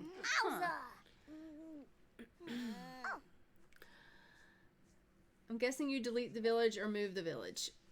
Oh, you weren't here in my last stream. So in my last stream, I said that I put the main household in their own farm, and I moved the village. So yes, we are in our own farm now. So this is the farm for the main household. And the reason that I did that was it kept like taking me out of the time period because I kept having to repair things. I kept having to defumigate bugs and these kind of things, and I just kept feeling like I was thrown out of the 1300s to do modern day things in the village setting. And also every time I would have to go into build by because of the village stuff, the lag was just so bad. So basically what I've done is all of our side households still are in a village. So we have the village here in Windenburg, England, is still there, but it's in a different location. And then we have the village in Himford-on-Bagley, England. And so we have the side households in both of those villages. And then this is our farm for the main household. So I made them a farm. This is their little home, and this is their live-in store. But the live-in store isn't working right now because of Little Miss Sam's mod. It doesn't seem to be working. And I tried like re-downloading the mod and seeing if that was like, it just was outdated. But I think it's just the mod's broken right now, and so it's just not working. So yes, we are dealing with our own farm now for our main household, but everybody else in the story, in the save, is in the village.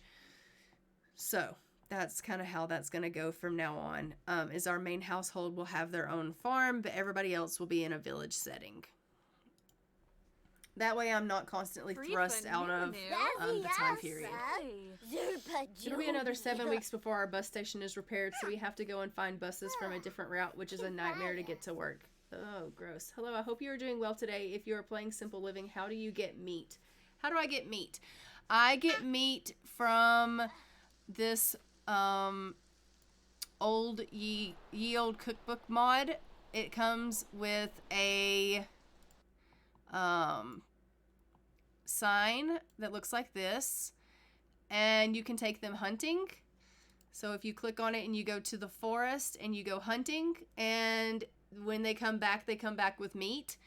And also you can sell your chickens and your cow and you can get meat. And that's how I get meat. But mostly I go hunting. So like right now she has meat in her inventory. She's got a duck, she's got a squirrel, she's got pigeon, and she's got chicken. And she cooks with that because I cook using, oh, and she has a hare. I cook using the Ye Old Cookbook mod with this game. And then also I believe we have in the fridge a bunch of chicken. If I remember rightly, I'm pretty sure they do. So that's how I cook with the meat that they get from hunting and things like that.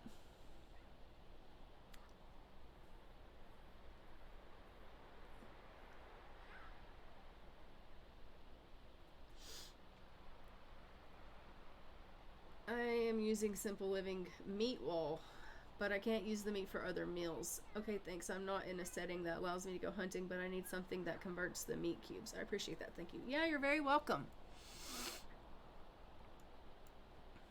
It is a mod by Little Bulb. It is called Ye Old Cookbook.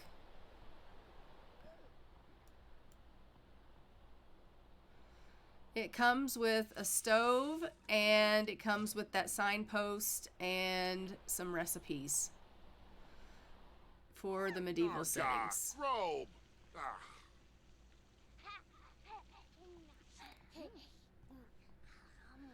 Alright, so it looks like she is feeling really tired. I'm going to let her go ahead and get a little bit of rest. I'm going to have DeMarcus fix the bloody sink that's busted up over here.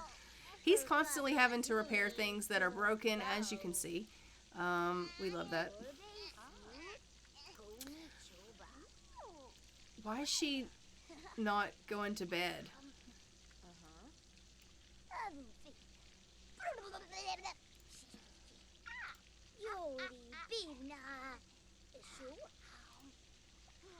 She's like, I feel like this house is a wreck. Well, that's because this house is a wreck. Look at all of this trash laying around. Okay, seriously, you need to clean up a little bit. Throw this stuff away. Even Diana is like, what is going on in this house? Throw us away. There you go. Clean up. It's ridiculous. This house should not be like this. Sell this. Honestly, I have never in my life.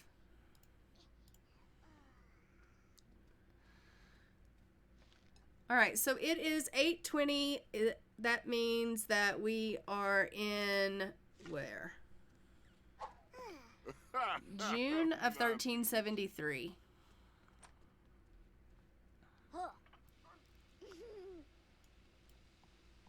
She's done gone in there and gone asleep in the bathtub. DeMarcus is great. She's tired, hungry. I mean, really. Diana's great. Xavier's great. All right, since you guys are doing so good, why don't you come on out here and tend to the chickens and the cow. So I'm going to have you do the chicken, and I'm going to have you come out and tend to the cow. She's like, really? It's raining out. I know it is, but, you know, you still like to be fed when it's raining, and so do they.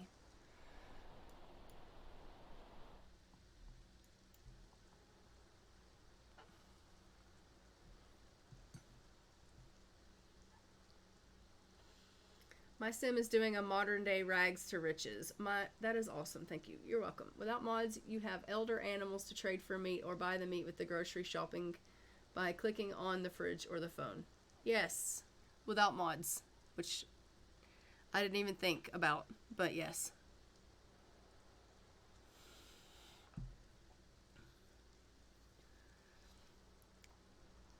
Like right now, my cow is an elder cow. So technically, I'm probably going to have to sell my cow soon. And then I'll have meat for the house as well. Because I don't like the Grimm to come and take my animals. So when they start to become elders, then I just sell my meat. Or like I get ingredients or whatever they call it. For meat for the house.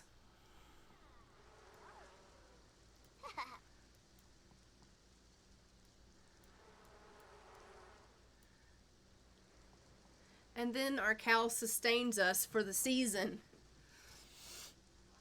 Or our chickens sustain us, or whatever is turning into an elder. Alright, go ahead and clean the cow, and feed the cow, and milk the cow.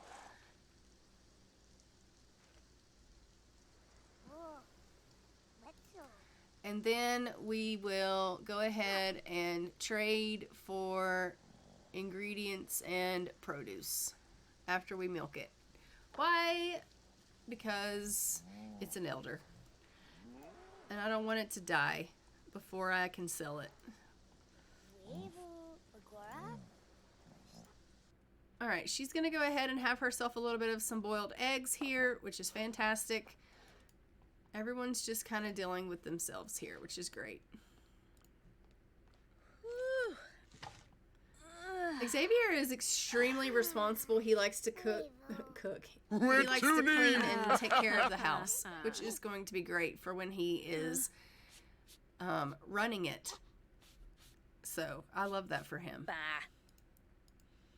He takes a lot of pride in... Are you sure you want to trade this animal for ingredients? Yes. He takes a lot of pride in his home already, even just being a child, which I think is fantastic. I think it makes a lot of sense, though, that he's kind of like taking pride in this place. I mean, he does, after all, know he is the heir, so he realizes that this is his. So I think it makes perfect sense that he's like, you know, I'm going to take pride in it. I'm going to keep it clean. I'm going to make sure that everything's on the up and up because it's mine, you know? He's probably thinking to himself, I wish there wasn't laundry laying all over the bloody house, but there's nothing we can do about that. We have so much laundry hanging on the line out there, but we can't put it away because it's wet and we can't wash anymore. So it is what it is. It just is what it is. Replace this water. And then, I don't know, wash some in the wash tub. We can wash a load, but I don't know that it's going to help matters because, you know.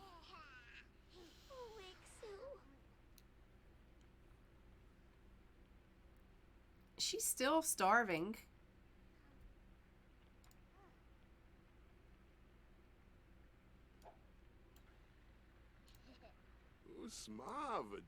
All right, honey, you need to come on in here and go to bed. You're so tired. And you need to go ahead and go to sleep instead of taking a nap because you're so tired.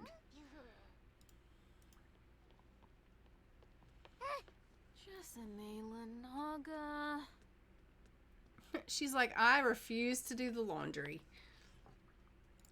Okay, fine. Will you do the laundry? He's like, no, I will not.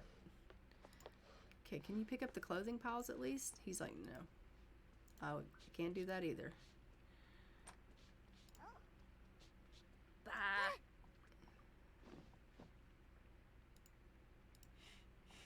Oh, Ishkawangi.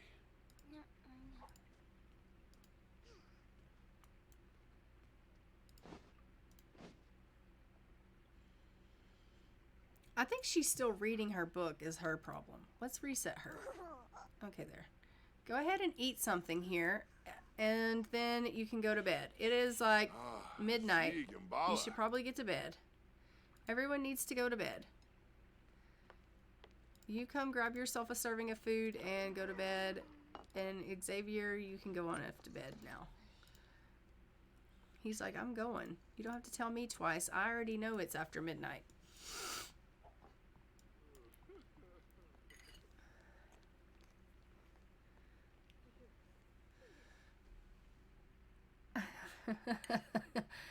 Okay, eat your food, go to bed. Everyone needs to get some rest. And then we will see you in the morning. And you guys get to start it all over again. And hopefully it will be raining tomorrow because honestly, we need to get some laundry done. You need to get some mead making done. She's like, don't talk to me about mead making.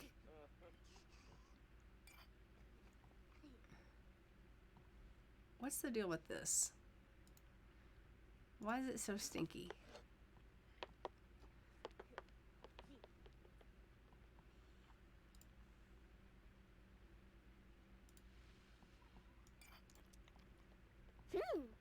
All right, Diana, eat your food and then go to bed. It's 2 a.m. Like, it's taking you forever to eat that cheese and fruit. Okay, so they're going to get a little bit to sleep. Seriously, go to bed. Get in this bed. Why are you being difficult? Go to bed. All right, so they're going to get a little bit of rest in. It is Sunday, 2 a.m., which is, as we know, July of 1373. Summer Harvest Fest. Summer Harvest was successful, so that's fantastic. And we've got some eggs that are incubated and hatching. Okay, great. So now we're going to have some chicks. I'm going to get them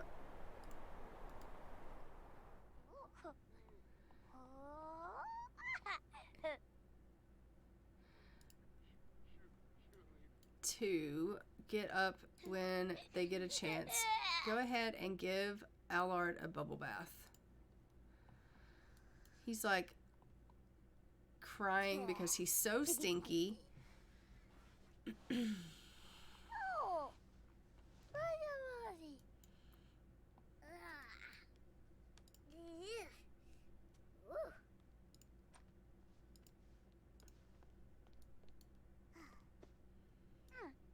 All right, Xavier, since you're up, why don't you go ahead and come on out and you can scatter some feed and get the chickens up for the morning. He's like, it's only 3 o'clock in the morning. That's fine. It's perfectly fine.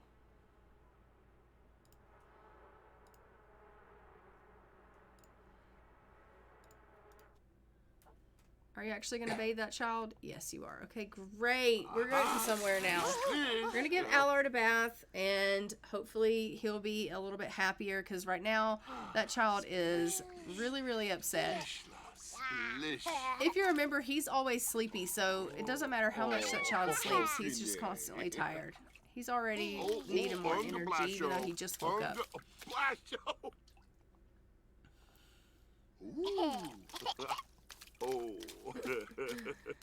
Yes, I agree with the lag with residential rental lots, because I'm currently playing with the pack for fun. Yeah, it's bad. Honestly. In the sense that, like, I think it's good overall, but, like, when you're trying to go in to, like, just change something, like, going in to just give them a crib, I would have to go in, and then I'd have to wait for forever just to put a crib in, and I was like, oh my gosh, this is taking forever, and so, yeah, it was causing me issues. Splish, splish. Splish. Oh, yabba zoom.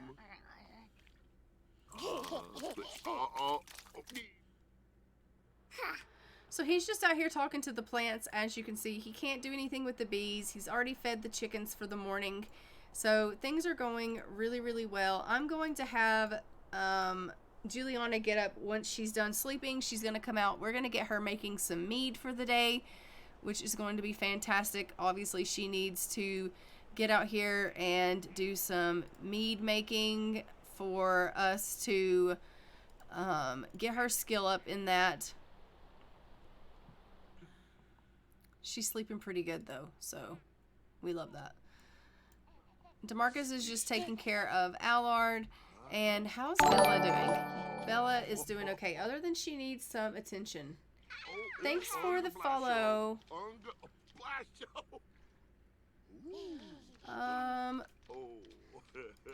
And I've got Xavier out here doing just a little bit of fishing, because he needs just to get a little bit of stuff done. Maybe he can get some... Save my game. Okay.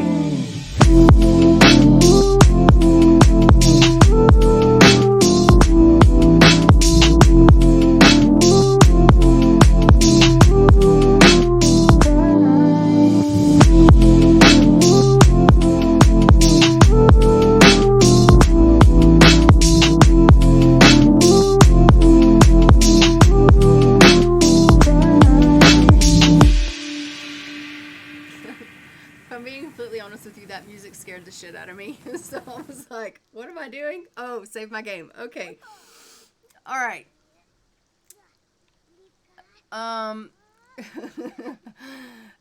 Thank you for that. So anyway, he is just going ahead and getting a little bit of fishing in. I just want to get his fishing skill up. And plus, if he catches some fish, then we can go ahead and pop that in the fridge. And she'll be able to use the fish for making meals and things like that. So that'll be fantastic. We love that for them. So we will be able to hopefully make some grub. Not that they really need it right this second. They've got some eggs. They've got some cheese and fruit.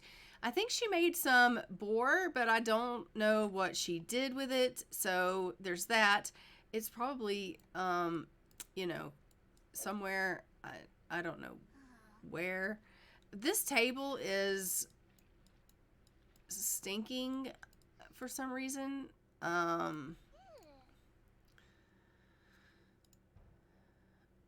Which is annoying me, so I'm just gonna delete it. And so we love that.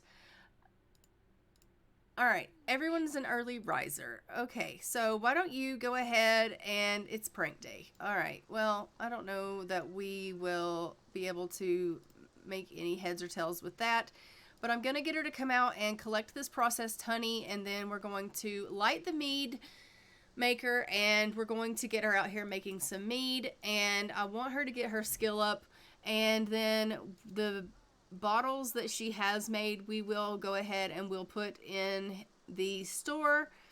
Obviously, you know, we're just going to completely stock our store up as much as we can, and we'll sell, like, put those bottles for sale, so that once this live in store mod is working, we'll already be all set up and just ready to go. So that'll be great. So we're just going to, you know, get us all ready to go here. I told you to light that. Why aren't you lighting it?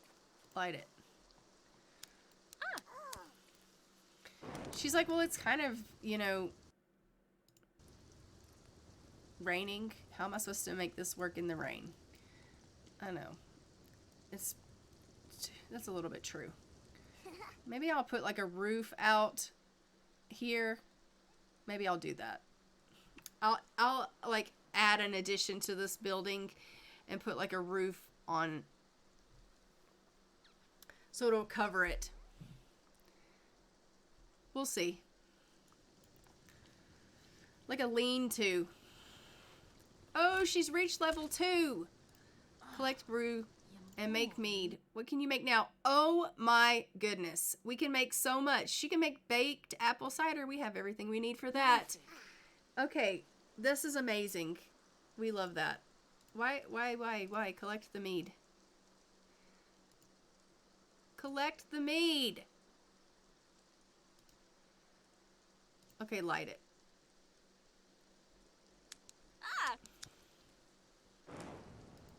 Now collect it.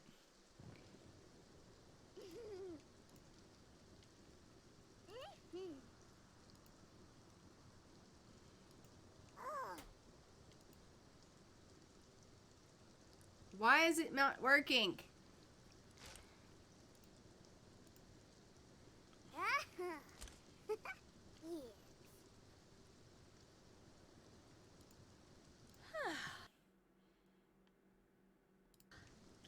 Russia.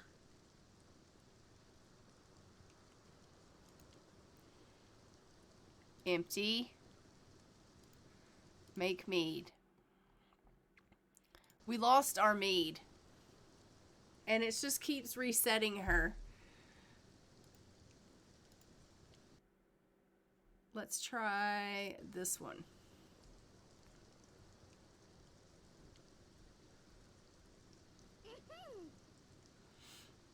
What are you doing, Xavier?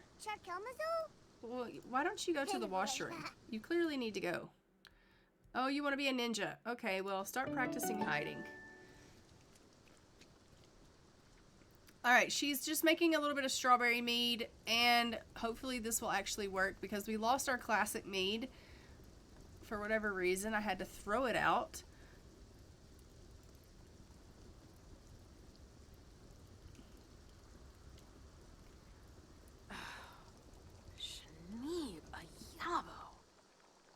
Oh my gosh. Okay, it worked that time. I was like, are you kidding me? All right, let's go ahead and fill this in bottles. Look, we've got strawberry melomel. Laundry. Okay, wonderful.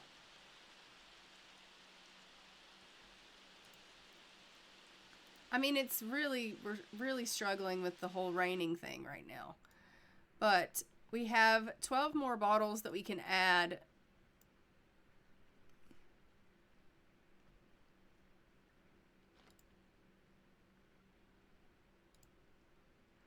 It's not really letting me add them like before, where they were like together.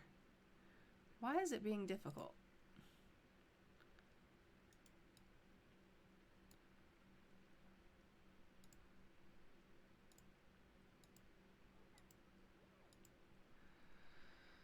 Okay, well, these are being a little bit spread out, but that's okay.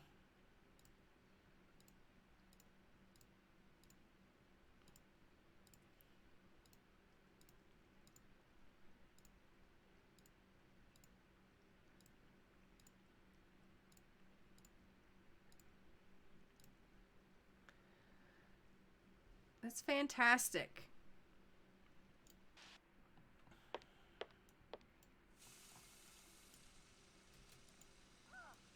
All right, so Diana's in here getting a little bit of painting in, which is fantastic. And how are you? Bizarre. Sabora. Why don't you go ahead and clean the coop? Let's get us another animal. No. I don't want the llama to go in there, so we'll purchase an animal. Let's get us a Highland cow. Oh.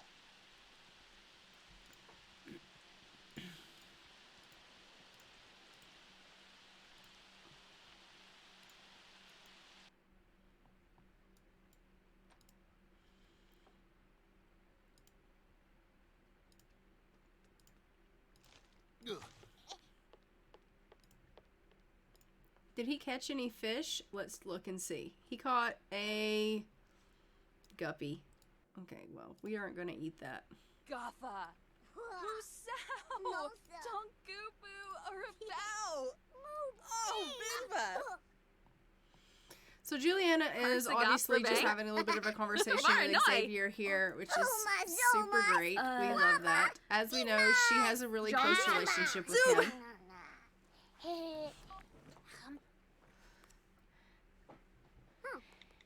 He's trying to just find out how she's liking motherhood because, as we know, where did that trash come from?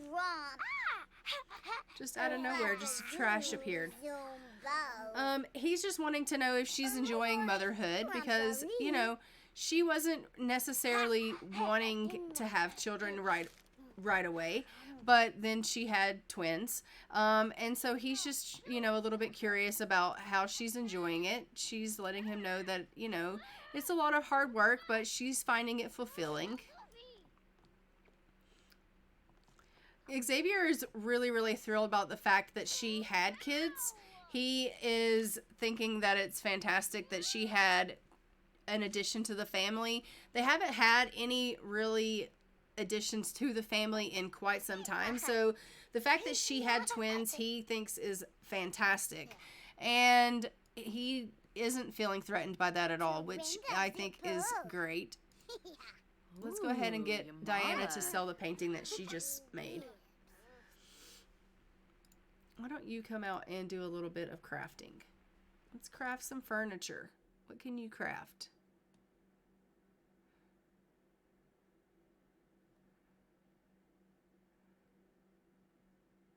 I don't know. Let's craft an end table. All right. He's like super uncomfortable because of the rain.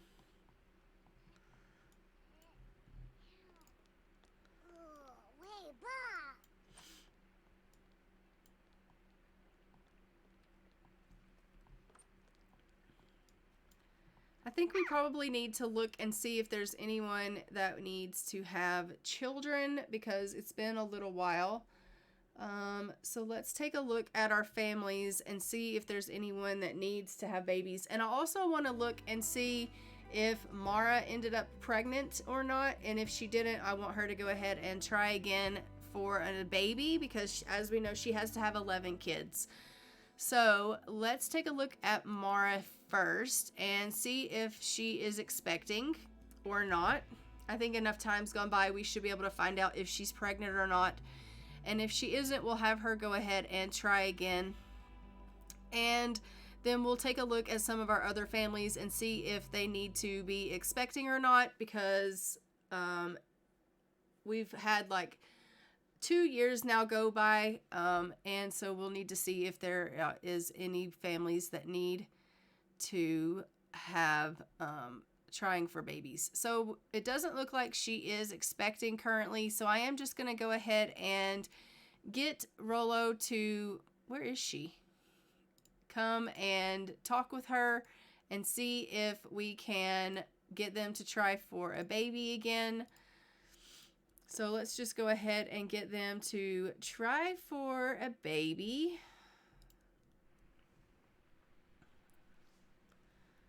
$11 kids. Yeah, 11 kids.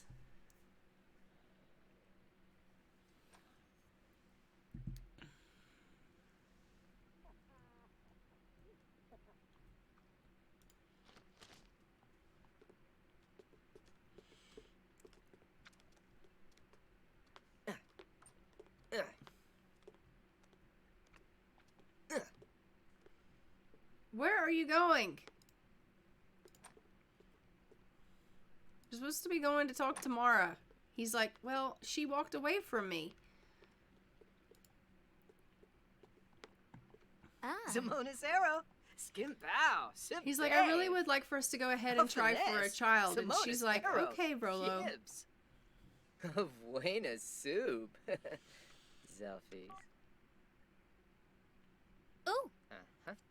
Can you get off your notebook, please, and go up there and try for a child? All right, so they're going to go upstairs and try for a baby. I hate that they have to climb a ladder to do so, but they do. So they're going to go upstairs. They're going to go in there and try for a baby again. They tried the first time, and it would seem that that was not successful. So we're going to have them go ahead and try again. Hopefully this time they will be successful in their trying for a baby, and we can get them, you know, pregnant.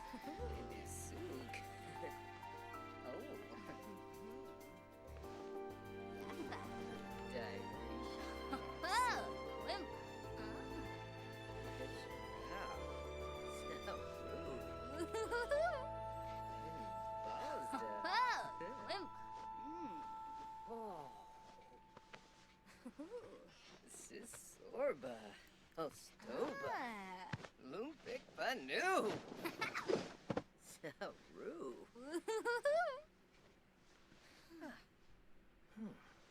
All right, so they have tried for a baby. Hopefully that worked out. We're going to go ahead and jump into our next family, and we will see. I think our next family that we're going to go see is Mackenzie Likes family, and we need to get them to try for a baby. It has been a little while since we've seen them. Mackenzie that's this family. So let's go see them.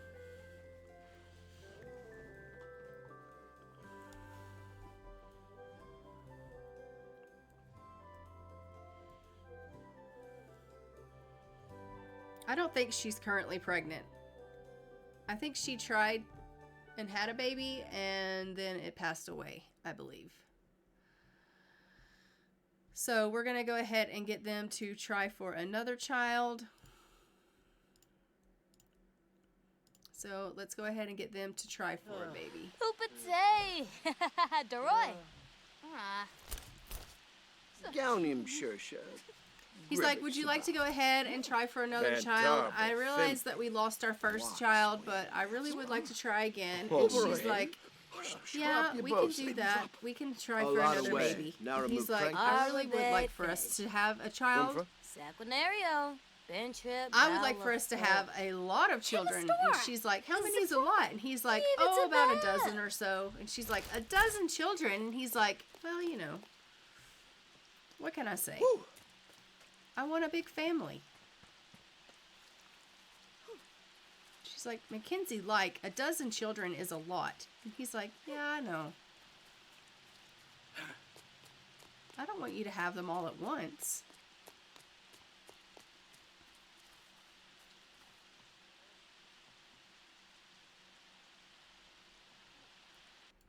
What's really going on? Try for a baby with Carly.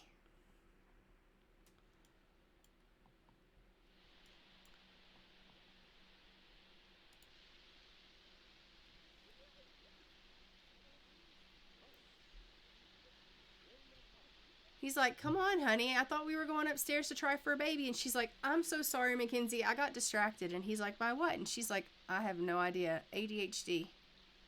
He's like, oh, all right. Well, can we go try for a baby then? And she's like, yeah, we can. So they're going to go ahead and try for a baby. And we're going to see about getting them pregnant as well. And then we are going to go and see our next family.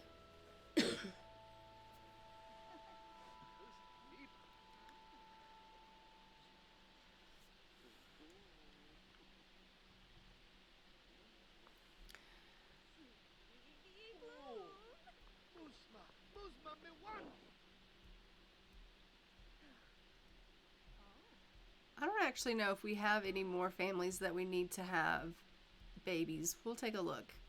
Let's take a quick look. These Sims don't listen to us. They don't ever listen, do they? I know.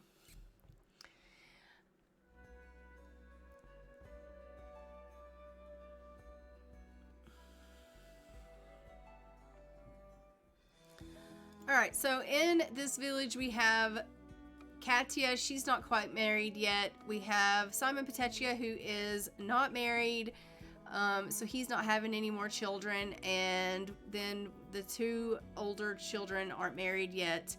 We have these two who don't have children. These two we just tried for.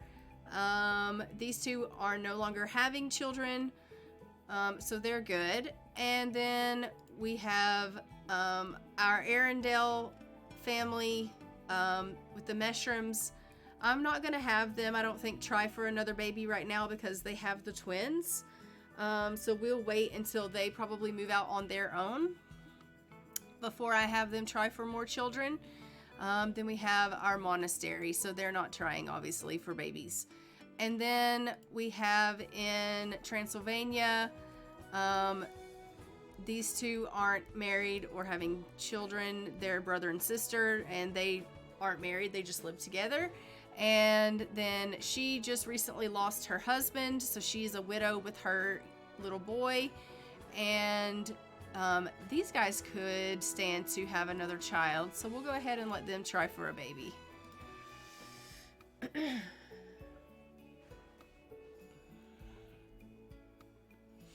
And then other than that, I think we are good as far as the baby front goes for now.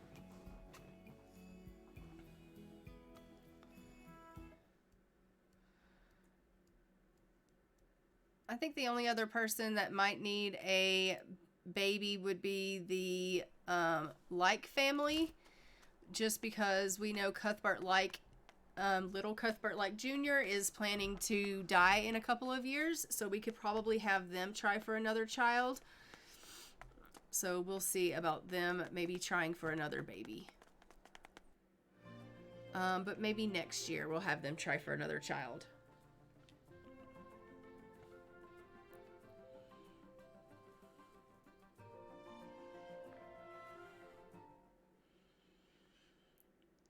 Alright, let's go ahead and have you come out and ask him if you can try for a baby. She's like, yeah, let's try for a baby. So she's going to approach him. Usually the men approach the women, but she's like, I want more children. I have lost babies and, you know, things of this nature. And, you know, I think they thought because they were vampires, their children weren't going to die. They were going to, you know, have better luck. But unfortunately, that hasn't been the case. Oh, they only have, you know, two little ones here in the house. And so she definitely wants more kids. Oh, Demise, Lissarak, some busy. Organ Orgafois, Bazarik, Lissrak. Sabine, Saquinario, Sabart.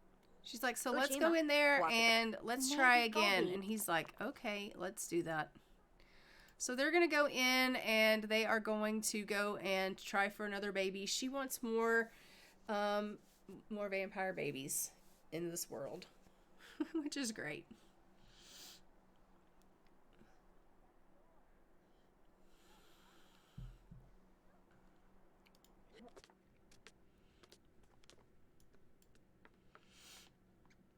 So they are going to go in here and she's like,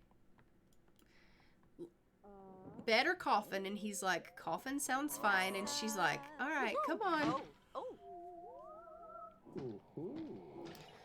All right, so they are going to go ahead and try for that baby. And then we are going to I'm going to put on the agenda that we'll try again next year for the Like family with Cuthbert and Dulcia Like to try again for another child. And we will go ahead and we will continue on with our main family. Actually, let's go ahead and jump in with Cuthbert Like because tomorrow we have to age him up anyway.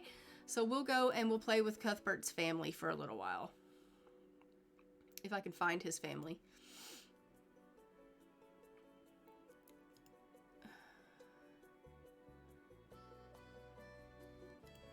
I think he's in the other village.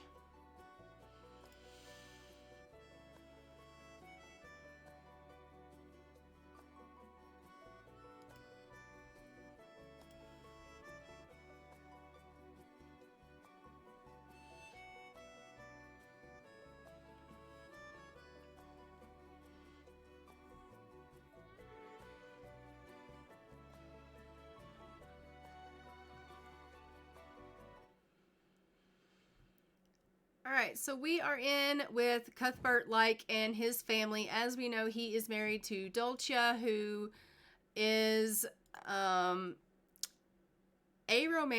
It says these Sims have no interest of desire for romantic relationships. So, I mean, I think it is going to be a little bit difficult us having her try for a baby because you know, she doesn't have any interest in that. She's not one that cares for that. It does not make her happy at all when she has to do those things with Cuthbert. But she also understands that they have a duty, that they need to have an heir for their family, and that Cuthbert needs an heir for the family. And right now they have Cuthbert Jr., but he is scheduled to pass away in a couple of years. And so we probably will need to go ahead and try for another baby. And so we will put on the timeline that they need to next year go ahead and try for another baby. It's not at all going to make her very happy. I mean, they have a very close relationship, a very close marriage. They are soulmates. They are very much in love with one another. She just doesn't like all of that, you know, romance and passion and physical stuff, you know? She is happy being with him and she loves their life. She just doesn't want all of that other, you know, stuff. So, we are here in our family. It is a very, very small house. I don't know how they fit in here, honestly. She likes video gaming. No, she doesn't. There's no such thing. To be completely honest, it is a one-bedroom shack, and, you know, all of these houses are. So, how they fit these children in this house, I have no idea. But, it is what it is.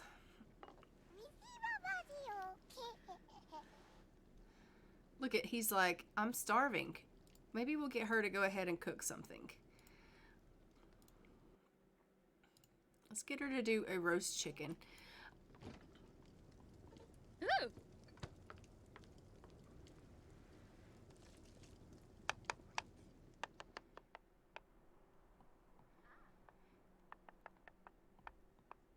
Maybe I could look into another village or something where I can do different houses or build a different village for them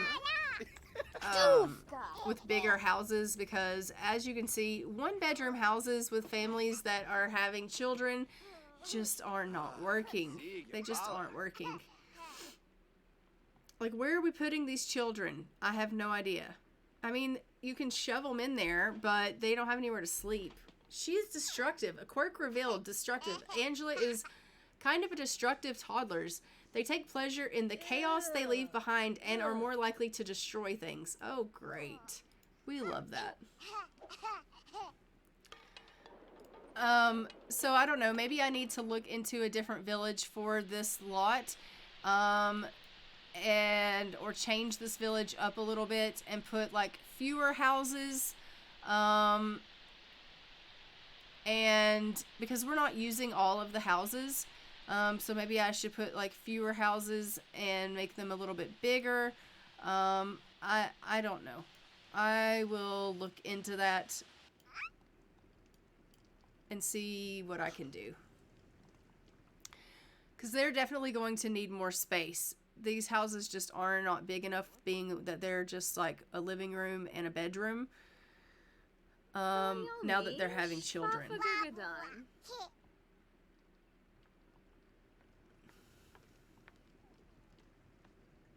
Una narca naps. What is it, Leah Maria? What do you think? Shimma rimple. Gorg. Oh.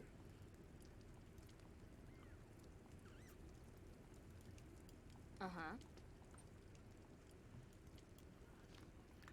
What is she working on with her? She is teaching her to talk. Okay.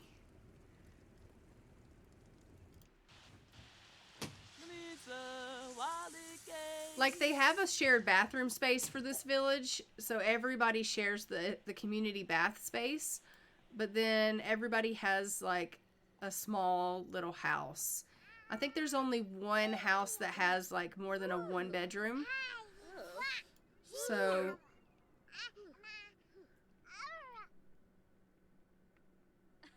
that lot is a 50 by 40. This lot is, let me look.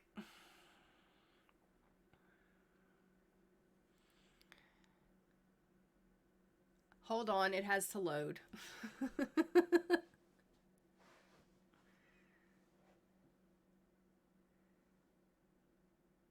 I want to say it's a 40 by 30, but I don't know for certain.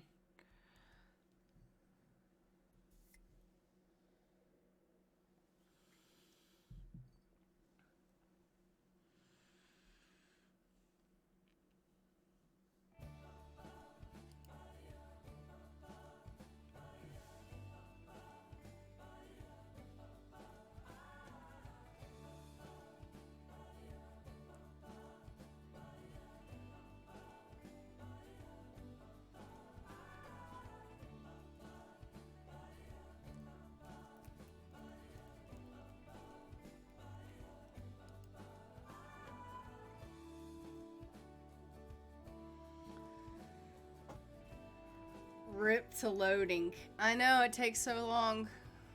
It's still loading. Alright, this lot is a 50 by 40, yeah. 50 by 40 lot.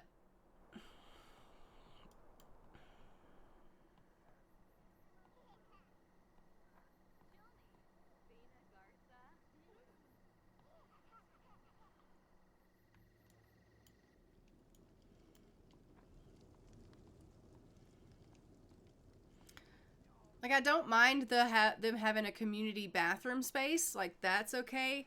I don't necessarily want them having a community kitchen space, but I don't mind the community bathroom space. And then having the different houses, but it's just that the houses aren't big enough. Like, they're all one-bedroom houses. Except for this one.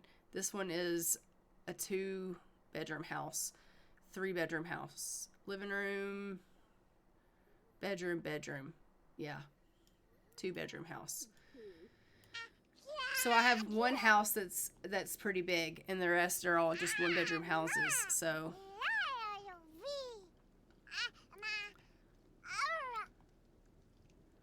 it's just not sufficient for when they start having children.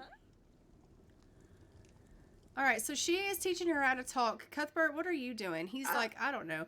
Why don't you figure out what Cuthbert's doing? Cuthbert is just in here having a good old time, which we freaking love. But why don't we actually work with him a little bit on some things? You can talk to him about his sibling and do a little bit of playing with him. And maybe you can actually go ahead and do some flashcards with him.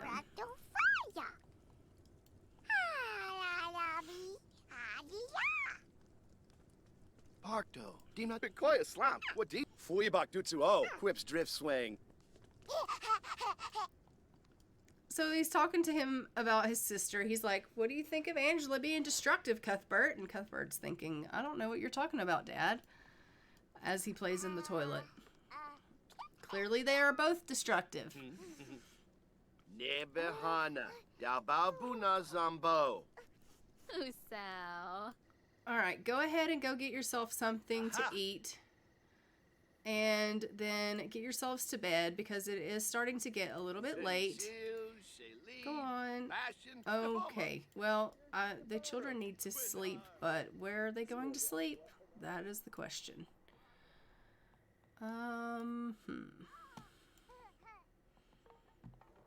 Yeah. Where are they going to sleep? Let's go ahead and let you go take a nap. And let's let you go ahead and go take a nap. Can you not both nap together? No, probably not. Make a mess. No. Can you sleep on the floor?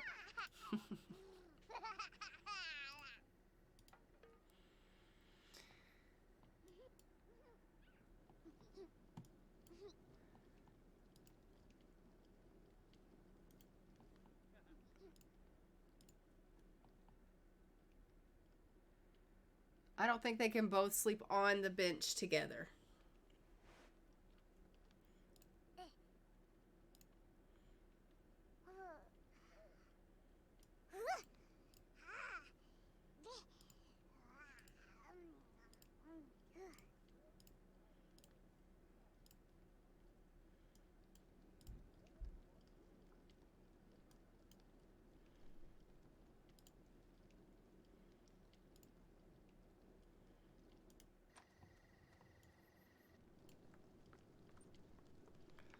Alright, so she's going to go ahead and grab herself something to eat. I don't know why she's not eating this roast chicken that she made, but that's fine.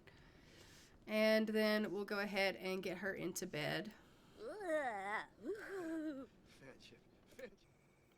Cuthbert's like, you better make room for me on that bench because I'm coming to sleep.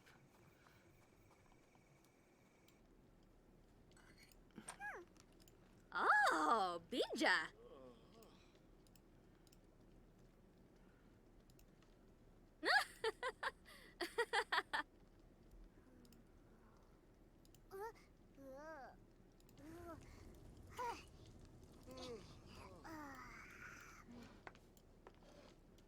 Oh, maybe they can both sleep on the bench together. That's good. They can just sleep on the bench for now because they don't have beds in this house. Look how pitiful it is. They have to sleep on the bench in the living room. I mean, you know, it is what it is. It's not ideal, but it works for now. It is officially the next day. We have made it into October of 1373, and Cuthbert's birthday, Cuthbert Sr.'s birthday, he is aging up into an adult. We do have to roll for him to see if he can age up, and for that, he needs to roll between a 1 to 7 in order for us to see if he can age up to an adult. So if we pull up our dice, we can go ahead and see if he can age up. So let's go ahead and roll between a 1 and 7. Oh my goodness, and he didn't do it. So we'll roll a d10 to find out how long he has to live. 5 years. All right. So 1378, he's going to pass away.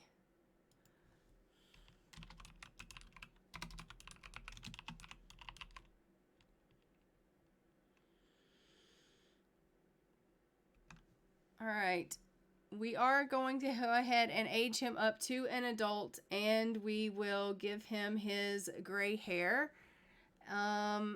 And then we also need to roll for Joan Berman. She is aging up to a second portion of her adult life. She needs to roll between a 1 and a 9. So let's go ahead and roll for her. She rolls a 6, so she's good. So for her, she gets 40 days.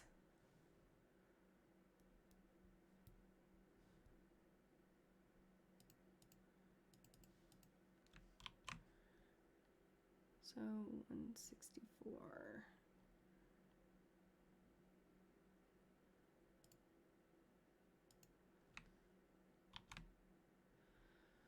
Perfect. All right. And then let's go ahead now and go ahead to give Cuthbert his adultness.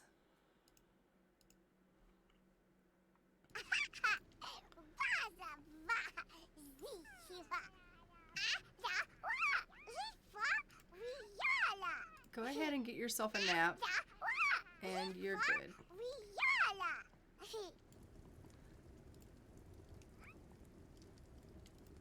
Aha! All right, Cuthbert, let's go ahead and give you your Shally. aging up. You're aging up to an adult. Reef.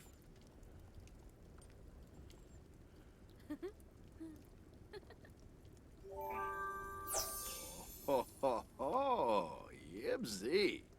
All right, happy birthday, Cuthbert. And let's go ahead and go see Joan Berman and age her up and give her a little bit of gray. And then we can carry on.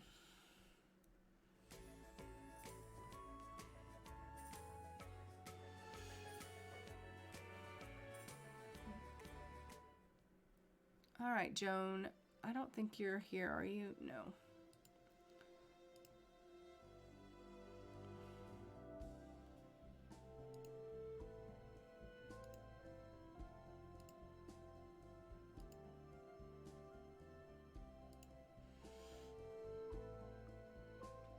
Poor kids. Be vos What, febine. you don't like the fact that they're sleeping on the bench? It is what it is, Leia Maria, okay? It is what it is. All right, she is already an adult. We're just going to go in and give her a little bit of gray hair because she has aged up to her second portion of an adult. So she's a little bit older and she's gotten a little bit of gray. So we're going to go ahead and do that for her now.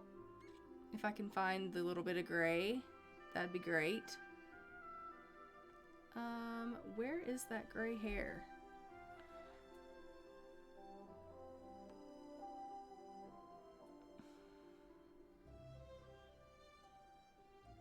There it is. Too much gray. Way too much gray. Way too much gray.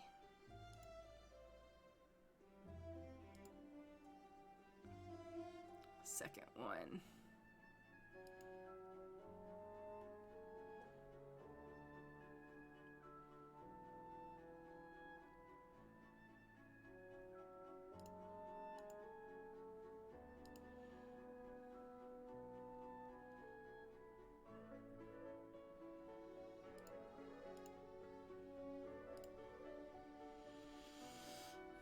Alright, so let's give you your gray in all of your categories here, and then we'll get her photo for the family tree.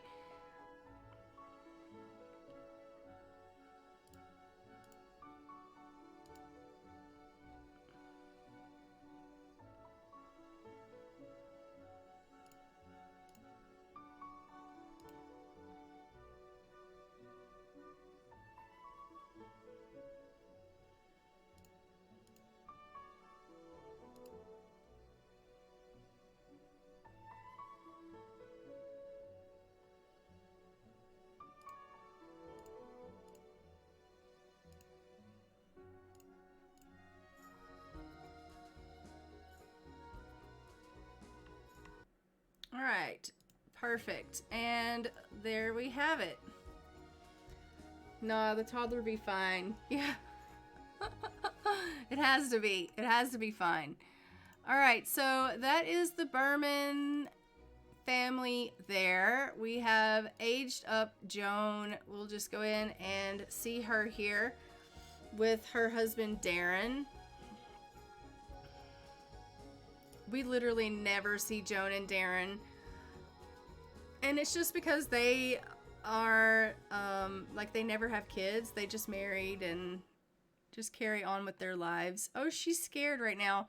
But this is Joan. We just aged her up to a adult. Gave her, well, she was already an adult. We just gave her a little bit of gray. So that's how she's looking. We love that. She's scared because she's afraid of the dark. Are you afraid of what goes bump in the night? Joan sure is. So we have gone ahead and aged her up here. We love that for her.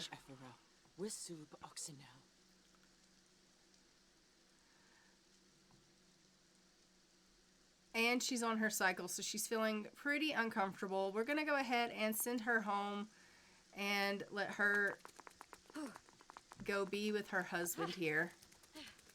Well, she can run. She's running fast.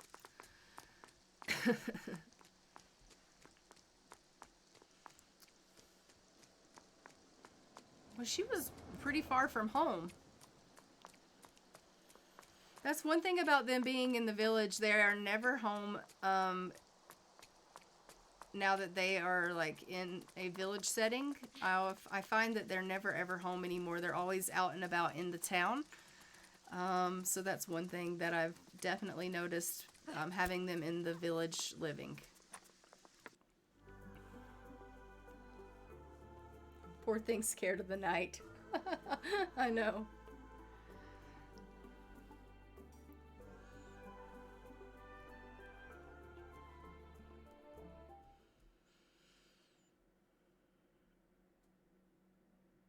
All right, so we have made it into her little house here. This is the Berman's house, and what it looks like. It is just a tiny little one-bedroom house here in the village because, as we know, they just live by themselves. They don't have any children. They rolled to never have children, and so it's just the two of them. Look at her. She's happy now that she's at home and she's out of the dark. She's like, oh yeah, I'm feeling much better. So we love that. This is McNulty. What was her name? Oh, who was her mother? I can't remember now. Joan Berman. Who was your mom? Oh.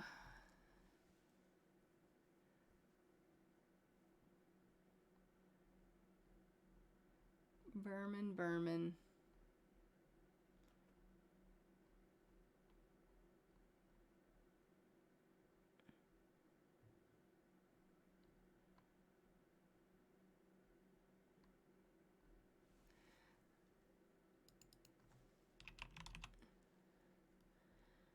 Dahlia McNulty. That's who her mom was.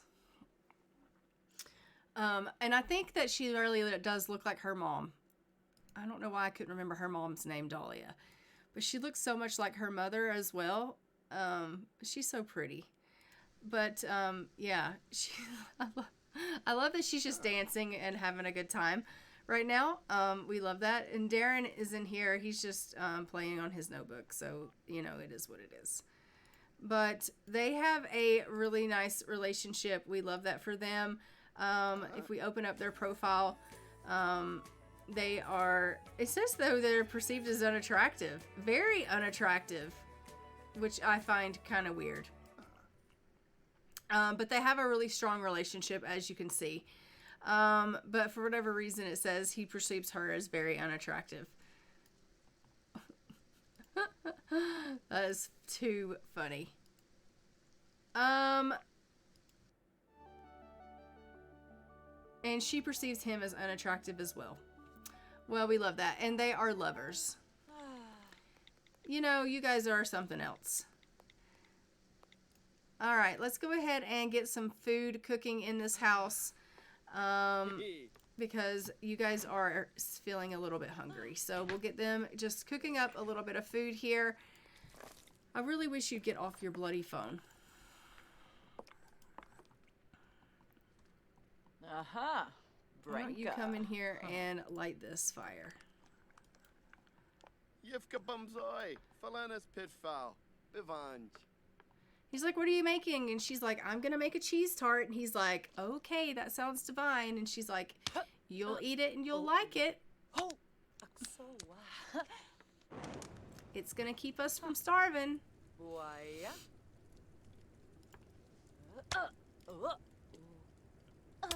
As you can see, she doesn't have the greatest cooking skill. She's not the best wife, I guess, of all time. But, you know, it is what it is. The poor couple here. They're just, it is Oh my goodness, the poor things. But he likes his notebook. It's fun. Yeah, he likes it. He won't get off of it. Like, look at him. He's on it again. Bloody guy. Ugh, whatever. I give up with him. She's feeling dazed, brainstorming from her daydreamer trait. Man, She's been hit with a rush of new ideas and she can hardly concentrate. She becomes feeling inventive in 5 hours' time. Okay, well, I hope that doesn't cause you problems with trying to cook because, honestly, you really do need to cook something because you're hungry and Panadiola. this is important. What is he doing? He's gone to cook something. Go in here and eat and stop it.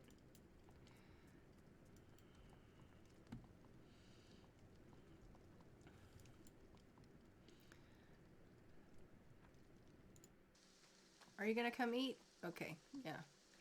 Okay, so she grabbed a serving and she went into the community space to eat it. Oh. Okay, that's fine. She could have eaten at her table here, but it's fine. You do you, Joan. You do you. So they are just this cute little quaint couple that clearly find each other unattractive, but they have somehow still formed this relationship of love together in the midst of that. I don't know how they've done that, but whatever, they've done it. And they are, you know, just happily married, carrying on their lives without children and just spending their lives together. We love that for them. But guys, I think I'm going to go ahead and leave this here. And in 1374, we are going to be seeing our soldiers roll to go ahead and see if they're going to be able to come home.